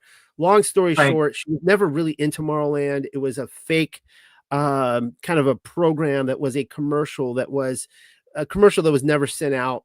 We'll get to that. Anyways, so she wants to find out what's going on with this pin. Like, she wants to make it work again. So she's looking online, and she finds that there's this store was it somewhere in Texas? I can't remember. Was it Houston, Austin, something like that? And keep in mind, she is in Florida. And this is where you have to take a leap of faith here, how she jumps on a bus and goes all the way to Texas. And then they actually drive all the way up to New York State, and it's all like in the same weekend. I'm like, because I've driven this before. That takes a little bit more than a weekend to get back to class on Monday, but whatever. Let's just whatever. So there's this store that they're actually looking for this pin. They don't give a phone number, only an address. A lot of red flags to that. Nevertheless, she is so like, I want to get back to this place. You can't blame her. She goes all the way out there, and you find out that it's a front, and there's these two robots, these droids that are running this store, and they are actually agents of Tomorrowland, because the Demiurge is running it, right? So these are agents of Tomorrowland, and they try to kill this girl. This is where Athena comes back in. And of course, Athena she was an agent for Tomorrowland. We find that now she has been removed, ostracized from society by the Demiurge. She, of course, is the Enlightener. She is the Lucifer character in this, who is trying to recruit people to take back Tomorrowland that she has lost. So you can always figure that recipe out pretty easily when you're looking at a Gnostic story. Then these Men in Black people show up. We find out that they're also agents from Tomorrowland, and they're trying to stop people from discovering it, and they start killing people, all while keeping a PG rating, by the way. There's a few moments where like, dang, they got pretty violent here for a PG film. Like, this is like PG-13 territory, whatever. Finally, Athena, she kidnaps the girl. She takes her out to New York, all within one weekend. They get to Frank Walker's house. And at first, like, he's a total dick. He's not going to let of course, Athena flees. The girl's outside the house. He's not going to let her in. But we find out it's because he made a deal with the Demiurge character, David Nixon, his crew, that he could not harbor anybody that was a fugitive in Tomorrowland or has been invited in. And if he does, he will be killed instantly. They will allow him to live in exile as long as he doesn't break these rules. So he knows that if he invites her into his house, it's a death sentence. He invites her in, they show up, and they try to kill him right away. But when she's able to break in, and this was really interesting. She actually manages to use his technology against him. She breaks in, kicks him out. It's kind of funny. she goes into his man cave, and there's all these like TVs there showing, the media, tornadoes, hurricanes, global warming, all this kind of stuff. And you see this countdown clock. The countdown clock is saying that within 63 days, the world's going to come to an end, within 63 days. And in the trailer, I showed the screenshot there. They specifically show these numbers on purpose. It wasn't just like, in this long scene in the movie, it's a quick shot, 63 days, 9 seconds, 23 minutes, and 11 seconds. So I'm seeing 9/11 right there, but I'm also seeing 9/23.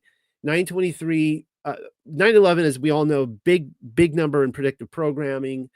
And it was a little bit out of date by time 2015, but 9/23 was all the rage. 9/23 may be the predictive programming that hasn't come to fruition yet. I've seen it going all the way back into the 80s in movies. And anytime you pretty much have an end of the world movie, like a cataclysmic event, they slip 9/23 into there.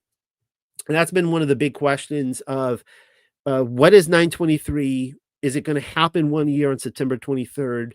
Has it happened? Because some people speculate that the Revelation 12 sign on September 23rd, 2017 was a fulfillment of that it was actually the end of their world, that we actually entered into a new positive kind of paradigm, which very well may be the case. But then 63 is huge. So everyone look at this again. 63, 9/23, and 9/11. All right. But 63 is huge because it's where I believe the filmmakers are really showing their disdain for for Yahuwah, who is the demiurge in the situation. It's the tetragram YHWH, Yod He Vod He in modern Hebrew, and it has a combined value of 63. And so I actually think that what they're saying here is that the demiurge Yahuwah is bringing the end of the world, 9/23, 9/11, so on and so forth. This countdown clock has a 100% certainty that it will happen precisely at this time. And George Clooney's character, Frank, he tries to convince her of this, and she's like, "This is BS. I don't believe that. I don't believe that you can know with 100% certainty." And what astounds him is that his probability counter goes down to 99% when she says that, and he's like, "Whoa," because he learns in that moment that her doubting that this is a certain thing actually causes it to perhaps not happen, right? And this is huge. This plays into this. This is, I want to be clear with everybody that I am not a Zionist. I am not associated with Zionism, but there is a common thread within Zionism that they, at least from the pulpit, what they announce is that what they want to do with Zionism on surface level is to bring paradise back to the earth. They want to bring the Garden of Eden down to earth, on earth as it is in heaven, right? This is what Messiah, wants from us too. On earth as it is in heaven. It should be our prayer. And in order to do that, there has to be a mass awakening on this earth where people start living the Edenic vision. If people live the Edenic vision, then it is expected to come down. Now, my Protestant friends will say that's evil. That's because you have to recognize that you're a pile of vomit. You're filthy rags. You're a sinner. You can never. It's like that's the unfortunate Protestant message that is actually keeping them down and incapable of producing good fruit. No. The Ruach HaKodesh, the Holy Spirit, is here so we can produce good fruit, and that should be our prayer. So even though I completely disagree from the position of our controllers, everything is inverted and flipped, I do believe that there is a truth to this, that we don't have to hug or, kiss our butts goodbye, get in the fetal position and all just sit around with a defeatist attitude. There's nothing we can do about it. And all we're here to do is to wake people up to our own death. No, we're here to change the paradigm, to win the game, to give our controllers a hard time, to push back. And I do believe we can win this. And that's one of the whole themes of this movie. Long story short, the killer droid, the Terminators from Tomorrowland show up, try to kill him. He's like a Kevin McAllister, as a grown up. He's got all these booby traps. He takes them all out. There's a couple of Home Alone moments. And his bathtub turns into a rocket ship, whatever, they whatever, they get out of there. He's got Tomorrowland tech guys. So, but they meet back up with Athena again, and this was fascinating. I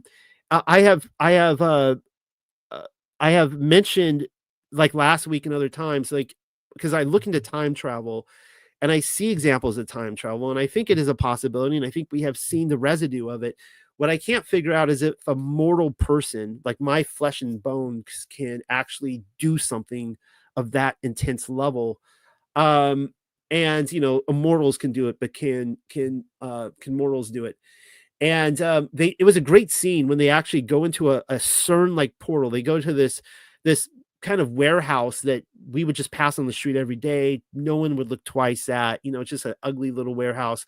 But you find out it's like this CERN type center, where they have this portal that they actually are able to jump from New York State to Paris, France.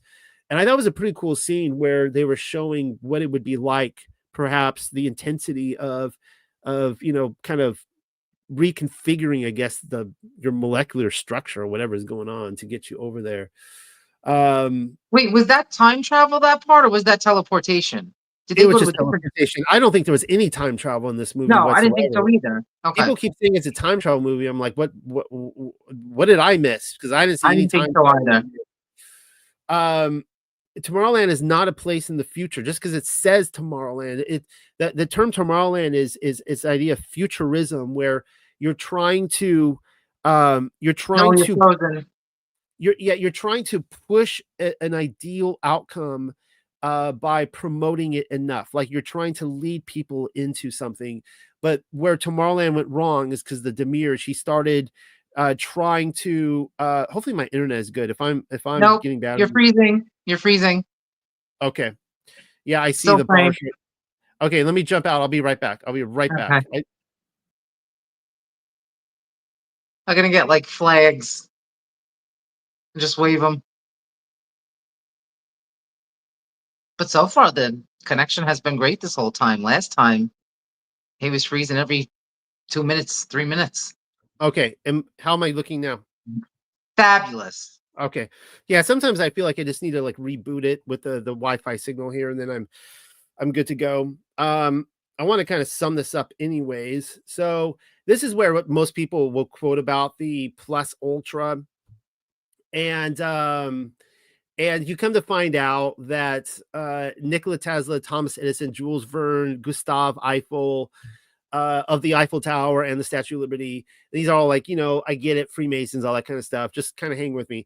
That they created this. They were the original architects of Tomorrowland, and they had this technology that they didn't want to give to the world government, and they withheld. But their goal is that if they could get people in this mass kind of conscious awakening, kind of nudge them in that direction, that they could, they could start discovering that technology for themselves.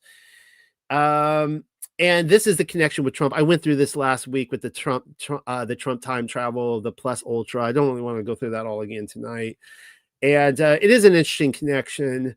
But I also do find it a little bit hard that Trump is giving us clues to a Disney movie. Maybe he is. I don't really know. I think there's more to it than that. I think they're following a playbook. Like, I think that these things have just been written down. They're following the narrative that they're supposed to be putting out, and it just makes it look like it could be, oh yeah, they traveled in time. That's just my opinion. I just feel like they are very regimented and they have everything set up about what they're going to do, so it can look like they knew something before it was going to happen, because they do. Okay, yeah, I like, I'm looking at this from a few different ways, and when different people will say different things, and I'll try to listen to what they're saying and go, last week I classified, like with Trump, for example, 4 potential ways that I could see Trump based on how people talk about him. 2 of them are, he's evil, right. 2 of them he's not. But okay, so let me just give the quick ending here. We're going to sum this up. They go back to Tomorrowland. They're able, and they tell you that Tomorrowland is amongst us. It's this kind of interdimensional place. It's not on a different planet. It's not different coordinates. And they find out that, so what happened is, the reason why Frank was kicked out of Tomorrowland is that he created this machine that showed that he was able to predict the end of the world. Those are the numbers there. And he wanted to do something about it. And the Demirs, the evil David Nix, he actually wants a reset to happen. He wants to destroy the world. He's the one, again, Yahuwah bringing judgment down upon the earth, and the controllers don't want that. They want to continue living their lifestyle, not be judged, right? This is why he's evil. So from their perspective. And but what he shows him there is that this girl figured it out, that what they were doing is that, like, these kind of transmitters from Tomorrowland, they were sending to all humanity saying, you're going to die, the world's coming to an end. And it was properly predicting it. But what they found is that the more they transmitted this to people, the more we kind of hunkered down and been like, and kind of hugged our butts and been like, okay, and we kind of went into a sleep state, thereby making a self-fulfilling prophecy. And so what he was trying to show him is that this girl was showing that in disbelieving this message and saying, no, we can turn this around, we can do good. It actually, they can actually bring this down. So long story short, David Nix dies, they kill him, right? They want to murder Yahuwah. That's the plan. That's the only way to take back the city. It turns out the enlightener in this, the girl Athena, she is, the quote unquote Jesus character, who the Lucifer character who dies to save him. Yeah, we've seen this before. And then okay, wait, hold on, Ashbeth. Okay, so I read that in your paper, and I didn't understand that, because you said that you think that she's the Lucifer character, but it seemed like she's the one that wanted to help them. Lucifer don't want to help anybody. Okay. Right, so you got to think in terms of Gnosticism. So think about, okay, so this is one of the reasons I think Protestant, I grew up Protestant, okay? I came out of that whole system. It seems like the Protestants are the ones that accuse me of being a Gnostic a lot, because they hear me talking about things that are kind of outside the box, and they're like, oh, it's just their Gnostic alarms are going off. But when you actually understand Gnosticism, I actually see modern Christianity as very Gnostic, all right? So this is what modern Christianity teaches, Protestant thinking. That there was this that the God of the Old Testament is the Demirs. He brought this evil, this law, this curse down. He was sadistic. He brought this curse down on them to prove that nobody could keep it. And it was a lesson of, fleshly people, sinful people want to keep the law, but they can't keep it. And so it's this horrible, and you have to be freed from the law. And this is why Jesus came to free us from the law, right? And so now we don't have to keep the law. We can circumnavigate the Demirs and the law of the Old Testament to go to heaven. This is classic Christian 101 theology. You go into most churches today, this is what they won't use it quite in that language, but that is what they're advocating. It is Gnostic scary. And so when they're accusing me of Gnostic, I'm like, dude, like you actually believe that the God of the Old Testament is the Demirs and that the law is evil. That is strict Gnostic. That's what the Gnostics believed. So here's what the Gnostics will say, that there is that the Lucifer, the enlightener, he comes down to show us the way. Like if you ever saw the original Legos movie, it was again Gnostic as hell, where it was straight Gnosticism, and the character that comes down, Lucy for Lucifer. So in this case, the Gnostics, they put Jesus in that place. He is the enlightener that came down to show us the true way, and the Torah, the law, is not it. Does that make sense to you? So, yes. So does that, go ahead? Yeah, but yeah. So how is Athena in here, Lucifer, if she was trying to help them so that they can get to Tomorrowland or this right, Elysian Fields? So everything is inverted, right? So our controllers, the people running the world, they see Satan as good, right? So they're going to put him in a position of goodness. He is the enlightener. He's the angel of light. I skipped over it in this report, but I quoted from Paul where he says, the angel of light, right? Popular passage. So The Demiurge, according to them, is the God of the Old Testament, Yahuwah, right? Yahweh. He's the Demiurge, and so she is coming to circumnavigate, right? Because the God of the Old Testament, or the Bible, Yahuwah, is the bad guy in this, right? You invert it all, you flip it. So they're telling you a story that I think is true, but from the opposite perspective. To Okay. me, Yahuwah is the good guy.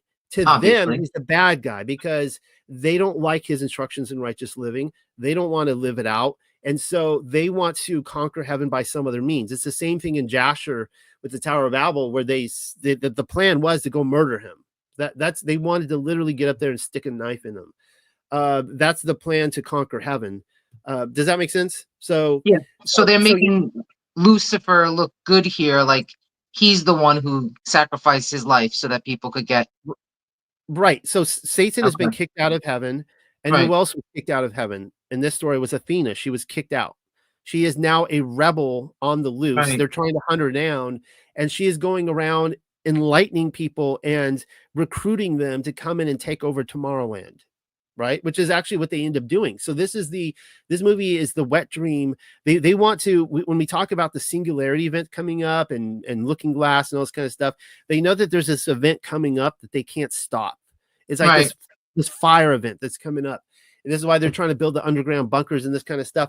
And so the ultimate wet dream is that they can actually stop this from happening by killing off God. If they can go do that, then they could have heaven for themselves. They could have Tomorrowland. These people are holding back this technology from us. We deserve it, this kind of stuff. And this is why when they finally do that, the movie ends with George Clooney and this girl. Athena is now dead. She gave her life for them. They create these new Athena type robot creatures that go out and start recruiting people. And of course, that's how the movie ends. You know, they start all waking up in the field of wheat. Right. And are invited to, and in this way, they're able to stop the end of the world from happening. So I thought the movie, again, it's reversed, but I've learned to appreciate that, to see the story that they're telling from their perspective and go, well, it's almost like, you know, when people would, you know, make fun of like movies like The Karate Kid, and they're like, oh, Johnny, yeah, I actually he was the good guy. I sympathize with him, that kind of stuff, right? It's kind of like that in these movies where I'm like, yeah, that what you're telling me is true. I just happen to agree with the people you're saying are the bad guys in this situation. Right. Yeah. So that's that there. And I think we're going to have to get to Acts 29 next week. But there is one thing I forgot to play earlier that I want to. That's right. do. Yeah. So a few weeks ago, we brought Don on, and he was talking about parasites. And I was thinking, I said that like this video is not going to make it on YouTube. They're going to take it down. They never did. It's actually the first that I did with Don that I didn't get strikes and, you know, get thrown into YouTube jail. And then Don was excited about a week ago that another channel, the Holistic Clinic, actually played our videos. So I want to play this, and then we're going to discuss it afterwards. I want to hear your thoughts on this. So let's see if I could bring this up. We will be on screen. I think it's not going to block us out. Here we go. All right, look what I did. I did a thing. Methylene blue. I got some. Do you know how good this stuff is? So besides it being an antiviral, an antimicrobial, it can kill fungus, parasites. It can also help to repair your cells and your mitochondria. This stuff is actually an electron carrier to the mitochondria, so it helps them produce ATP and energy, which in turn gives us energy. So it can help with chronic fatigue, the long CVID, chronic degenerative diseases like Parkinson's, Alzheimer's, MS, because it has this amazing ability to cross the blood-brain barrier. The blood-brain barrier is this area in your brain that is supposed to only allow nutrients to cross and not pathogens. But pathogens have figured out a way to cross with their intelligence. This can get across the blood-brain barrier and wipe out the pathogens that are in the brain, causing those degenerative brain diseases. So therefore, it helps with mood, mental clarity, anxiety, depression, any kind of brain or mental health issues that you have going on. And did I mention it's also an antioxidant and good for anti-aging? And I've got to have you watch this clip real quick. But if you want to show the other one, Noel, this is what happened. I think it was like 5 or 10 minutes later. Okay, this one here, the 16-second one. Yeah. You can see the cells inside moving around, but they're basically dead, you know. So this guy had some live parasites and he was doing some experiments.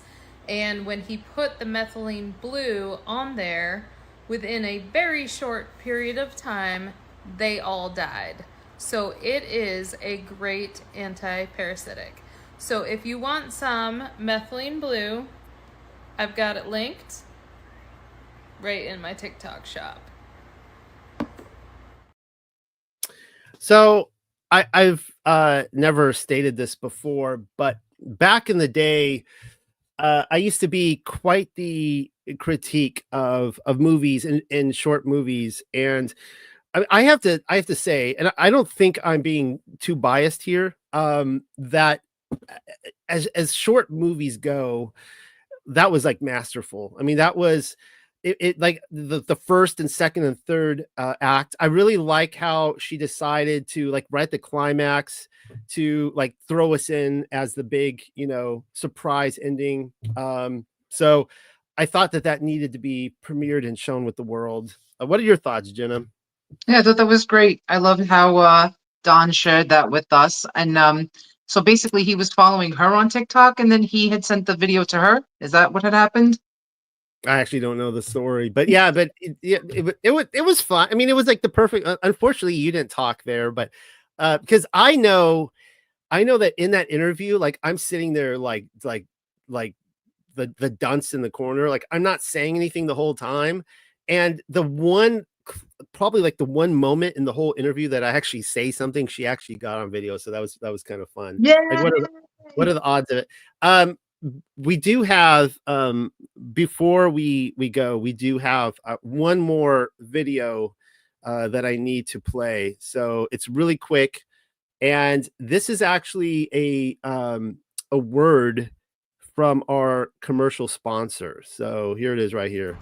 Blackbeard Creek original seasoning. Try it on all of your delicious foods. Your chicken, your beef, your soup, pizza, sandwiches, salads, and omelets. That's right, Blackbeard Creek adds a kick. X marks the spot for taste. Available at polyheart.com. Not available at Quick Trip.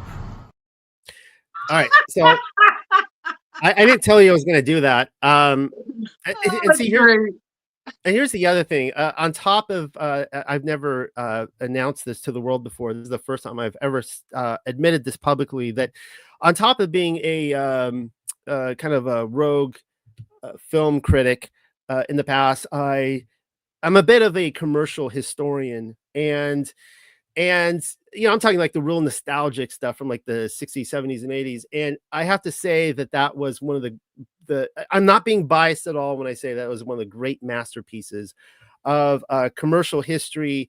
And you know what I like about it is that he tells you what to put it on. And because I watch a lot of commercials, like, I'm confused, what do I put this on? He tells you all the things to put it on, and then he not only tells you where to buy it, he shows you where not to buy it. Like, he's sitting in the parking lot and saying, you like, this product's in my car and my steering wheel here, but it's not at that store that I'm sitting in the parking lot. I thought it was brilliant. Thoughts?